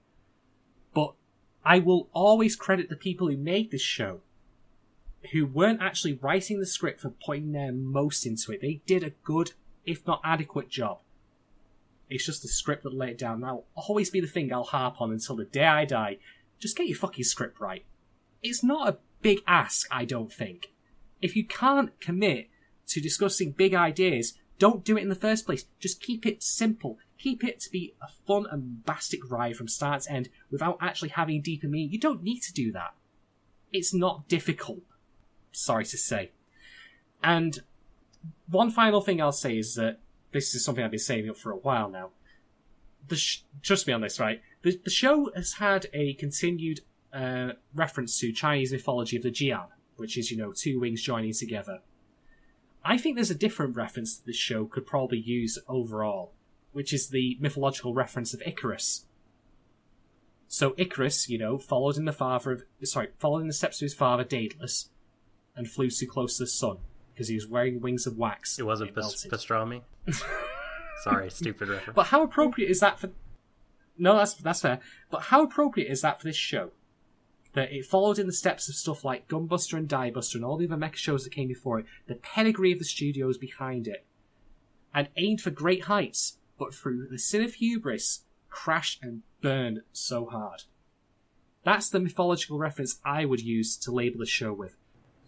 I wonder how well it's selling. Like, looking at the sales numbers, I don't know what make good sales numbers, but it doesn't like super well. I think someone was saying, and again, this is from someone that knows the numbers a lot better than I do, but I think they were saying that in Japan, at least, it's actually been quite the disappointment. Yeah, looking at, like, I have the numbers up in front of me in terms of, like, what it's been volume to volume, but I don't have, like, a point of reference. So yeah. I guess I'm just wondering, like... Did you just post the link to the them? Saddest... Yeah. My office internet. We can post it in my chat. Office internet or blocks your link as adult content. Wait, what? It's trying to save you from reading more about Darling in the Franxx. It's literally an anime like DVD Blu-ray sale. It's just the Oricon Oh charts. my God. Apparently, it's too Yeah. adult for you. No, it's someone who compiles everything into English and posts it on a blog. I mean, yeah, it's the sales aren't even cracking past, like, it's not even getting into the thousands. And that's that's not good. That's bad. I will say, by the way, that I hope that the people who did work really hard on the show, like the animators, the directors such as Noriko Sakawa, the voice actors, I hope they bounce back from this. Because everyone who wasn't actually putting pen to paper in this particular production was doing at least a good or adequate job to great. Oh, some of the animation's like really good. Like some of the framing is really good, and storyboarding's really good. Like I hope all of these people find work. Yeah, I mean Hiroshi Seko is writing Banana Fish. He's done all right so far. Oh wait, I'm sorry. I just I don't want to misspeak. I guess in total, Volume 3 of Darling in the Franxx has sold about 5,000 copies, but.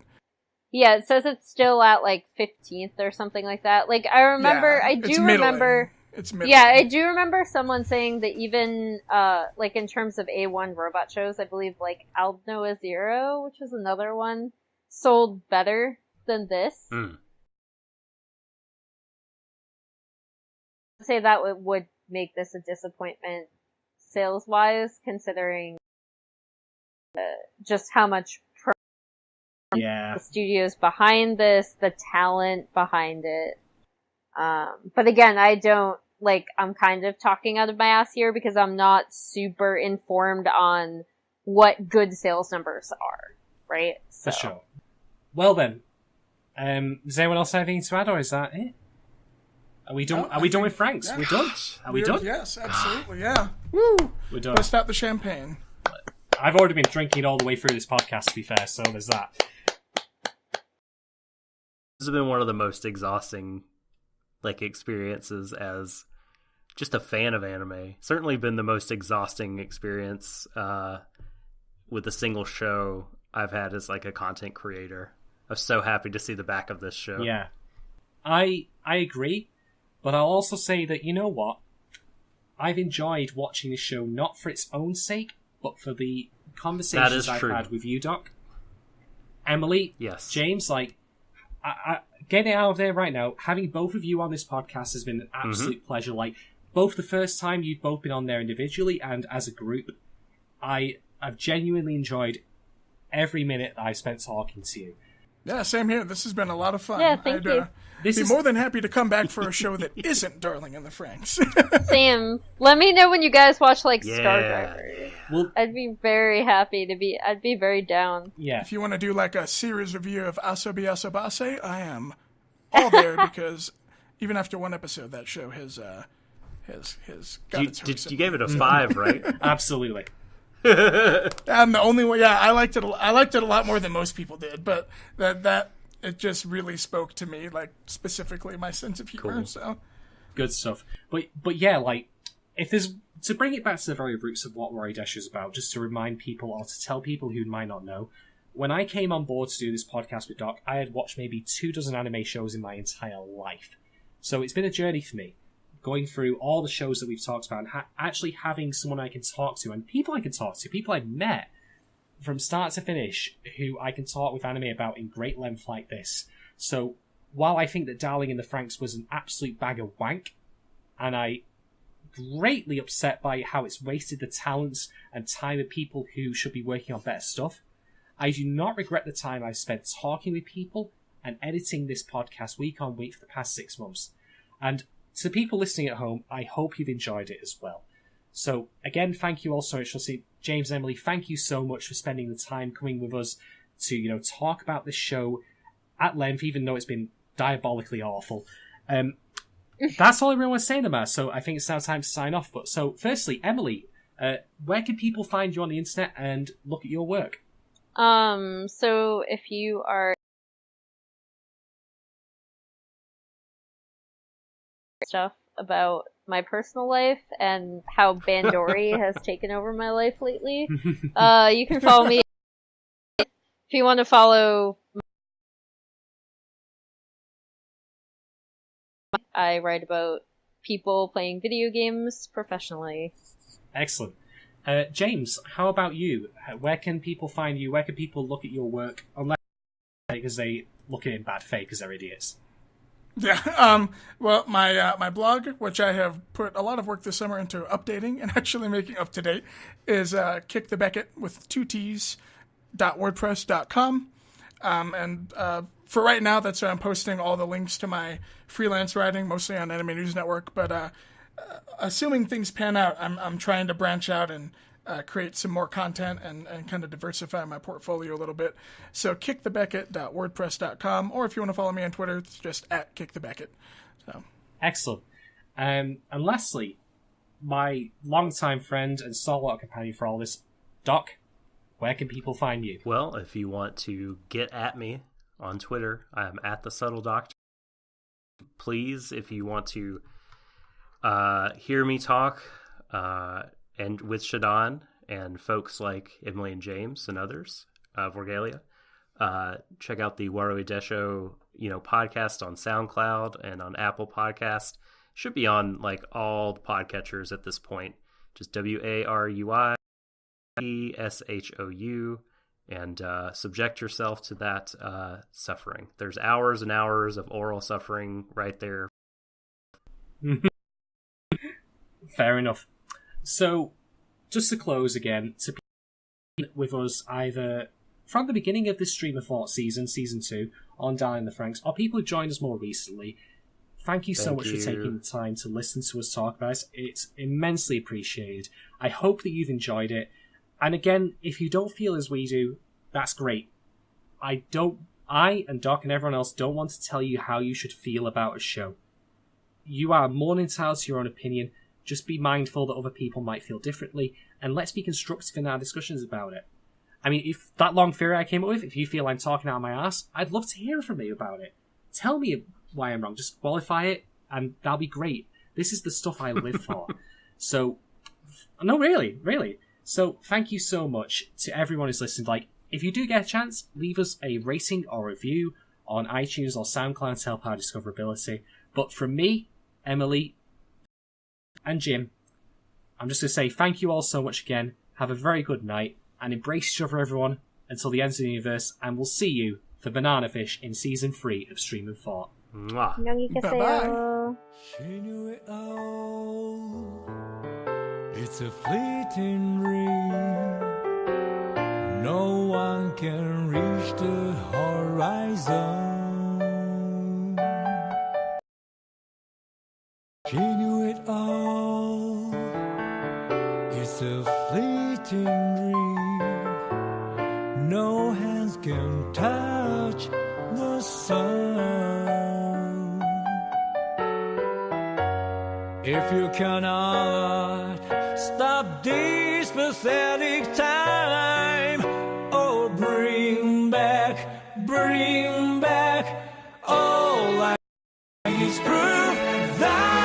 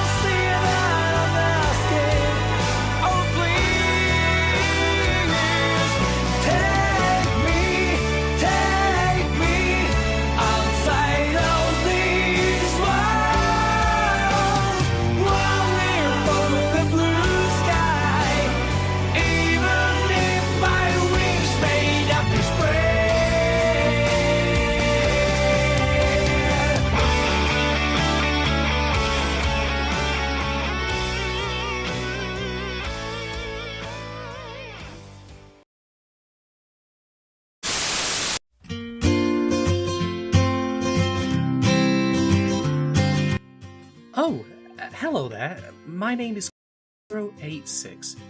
You know, life as a Franxx parasite ain't easy, what with the emotional suppression, the lavish feast, and the complete destruction of the planet's environment. But you know what really keeps me awake at night? It's the cost of my mech insurance. With premiums skyrocketing these days, slaughtering Klaxosaurs en masse with a clear conscience ain't what it used to be. But that's when I found MechSure, the only giant robot insurance provider with a suite of packages designed specifically for Franxx pilots, including their all-in-one premature death scheme, which ensures that if I or my partner die in combat, MechSure will deliver a trinket free of charge to ensure that we always remember the other's needless sacrifice for the benefit of the overall plot. That's not all though. You see, I was very worried about being upgraded to male anime protagonist status, not because it would turn me into a brain-dead idiot, but because I was terrified my premiums would go through the roof if my Franxx suddenly changed shape or size, or became a colossal version of my partner in a wedding dress. Thankfully, all of MechSure's Franxx packages come with their super robot clause, locking your costs in for a year in case of a completely unexpected case of hard work and guts overcharging your robot. In the end, Ape and Papa might possibly be a collection of space ghosts, and technically only adults should be able to buy insurance, but I can always trust MechSure to give me that peace of mind. So don't delay, make sure you're covered today! Available to take.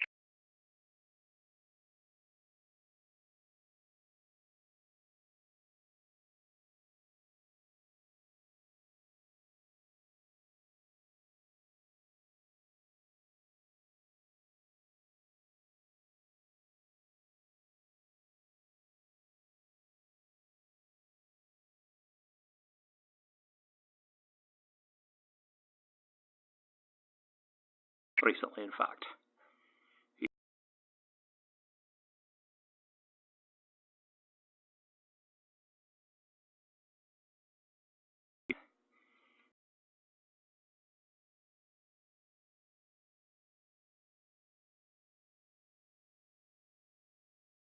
Had a lucid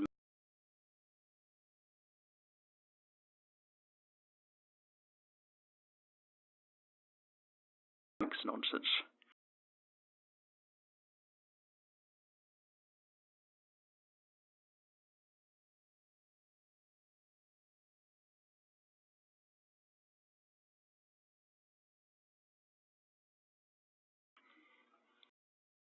Good day.